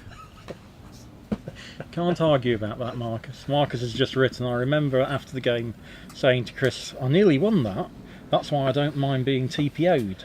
And I said back to him, but you didn't, so that's why I don't mind doing them. To be honest, it's probably one of the last ones I did, because I stopped doing them round about 2007, 2008, and I just started going to 4-back.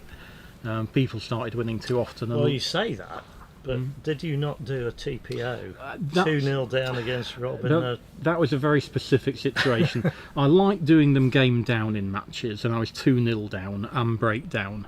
And I wasn't just 2-0 down, I'm not sure I'd scored a point. So I might have been 61-0 down.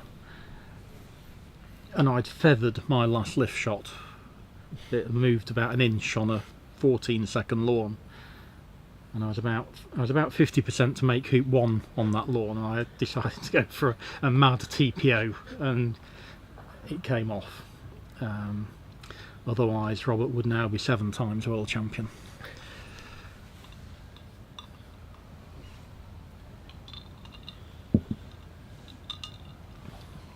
So, still a little bit of work to do. I think he's gone to... He's taken a layer off. It's still not warm, is it? But it's not that pouring rain we had earlier. And if you're going to do that, I always like doing it before a croquet stroke. Right. I don't want to have a 1-foot hoop and then I'll go and take a layer off and then you blob it. I would much rather play the croquet stroke coming back and then run the hoop. Just about. Yeah, we've got an angle. He's more or less straight towards the peg, isn't he, to run this? Yeah, almost towards black actually. So we got a good angle, nice camera work. Thanks very much again to everyone from Hurlingham who's volunteered to man cameras and the editing booth and refereeing, and it's just been great. I think we're really getting really good quality coverage, and great angle here to see David. Always aims a little bit one way and then his mallet comes through to the right. Can't afford red to hit the near wire. Yeah, if you're in the Gocha fan club, don't be alarmed that he appears to be aiming straight at the left-hand wire as he looks at it. I think if he runs this, we might get either the wobbly legs or the wobbly head. I don't reckon there's a massive membership of the Gocha fan club. Oh, he's a lovely guy. He is, He's really quite nice to have at a tournament, unless you have to play him. He's a delightful guy to have around. I was only talking about on the lawn, though. I don't have any game particularly in my mind that sticks with me as a game I've enjoyed against him. But Oh, I do. do you? Oh, yes. Oh, yes. I had a doubles Well, match. I've got the game. I've got the match where I footled about at hoop 4 and he came out of corner 1 Oh yeah. and let me rush to corner 1 and finish on a 3-ball break. I Right. enjoyed that one. But I also played about an 11-hour best of 5 with him at Budley in the men's one year, which I thoroughly enjoyed. But you can get involved in those matches that go on, and preferably they're not played over one day. I mean, Joe Hogan had a nice 3-day match. Well, if anybody's going to get a game pegged out on this tournament, it's going to be Goacher, isn't Oh, it? what are we going to get? Wobbly head? Wobbly legs? Nothing. Oh, nothing. Nothing. Well, Just built him up, and I don't get a wobbly legs out of him. that is a fantastic outcome.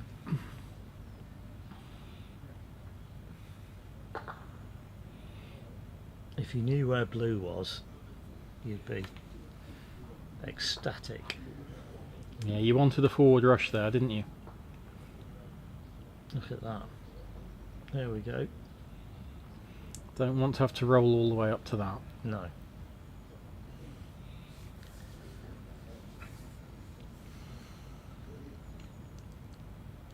We haven't discovered yet what happened on the previous turn. No. No. No.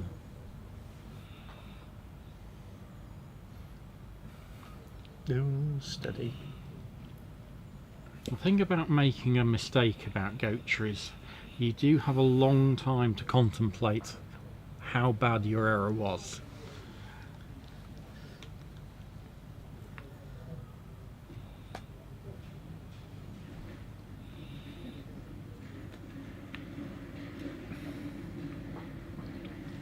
I think it's great, you know, you've got two, what we said, 71-year-olds playing each other in a high quality Yeah. game, Yeah. both performing well. It's a great positive as a sport. I've mentioned the two ladies we've got playing, that's a great thing as well. So lots of good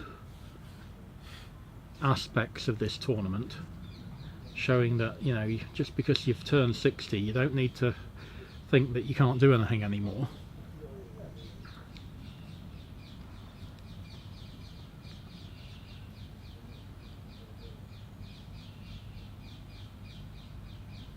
Goes really close to that ball. Great camera work again, particularly for those of you who have got a big screen TV at home that you're able to screencast it to.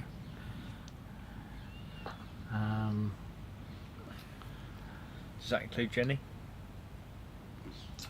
She'll be able to do it if she wants to do it. Is she I watching? think she's probably in bed. Ah. It's probably about 4 AM. The dogs will be watching though. The dog will be on the bed with her. Have you only got one? I thought you had two. One died in January. Oh dear. Very sad. But I don't know if Amir's watching this. Amir Ramses, delighted to see the picture of you, your new puppy. I hope he brings you as much pleasure as Ted did. Amir did a lovely job as president for 8 years, I think was. He did, wasn't it? So Yeah. nice to see him with a new dog.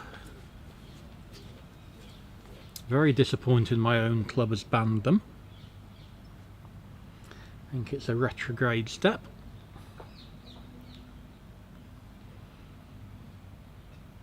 Yeah, we allow them, but only in the car park apparently. Okay. On a lead. That's fair enough. Because your car park's very much enclosed, isn't it? Yeah. Yeah, you can shut the gate. Yeah, shut the gate.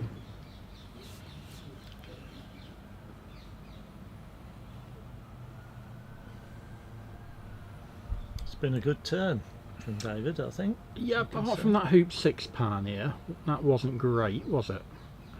But he played a very good croquet stroke as a recovery. And the 3-back wasn't guaranteed. Another good hoop stroke. Is his last game? No, there's 4 rounds, aren't 4 there? rounds. Are This they is going to only give No, us... only sorry, I round mean, 3. is this the last game to, Yeah, to finish in this round? yes. Debbie Oh, finished? no. I think There's a Debbie's game still on going. lawn Still a 2. game going on. Okay. Yeah. So that'll mean we can start one of round 4.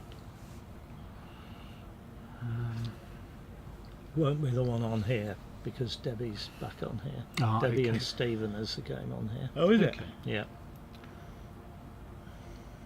That's probably why Stephen was trying to get the geese off.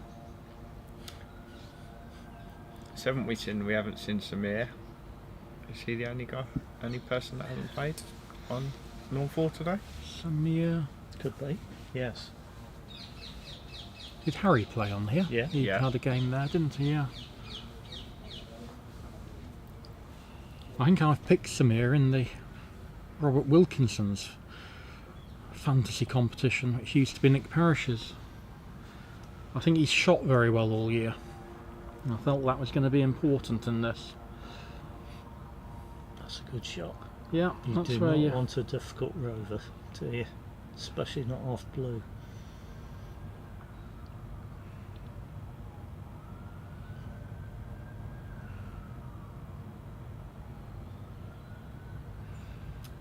So yeah, I think after this is finished we'll probably have a short break. So once this is finished, yeah, we'll just have a few moments away until we can provide you more coverage of the next game. And in fact, we've been told that this will be the last coverage of the day. So thanks very much for joining us, and we'll be back for tomorrow morning. Yeah. And probably round 5 then, won't it? Should be. Yeah. But See how much of round 4 they get done. you can keep up to date with all the all the 4-8s going on at the moment on Croquet Scores. But otherwise, congratulations to David, 2 out of 3, joint second place. Good Yeah, finishing turn. Very good. Thanks, guys. Yeah, Thanks, see you Jack. tomorrow. Thanks, Keith. Yep. Stretch.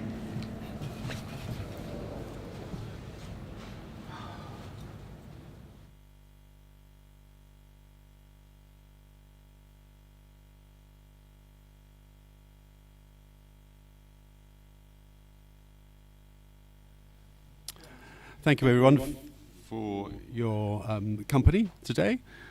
Please do join us tomorrow and obviously for the rest of this tournament. And we'll be starting coverage again at 9:45, as is the case for the rest of the event. Have a great evening. Thank you.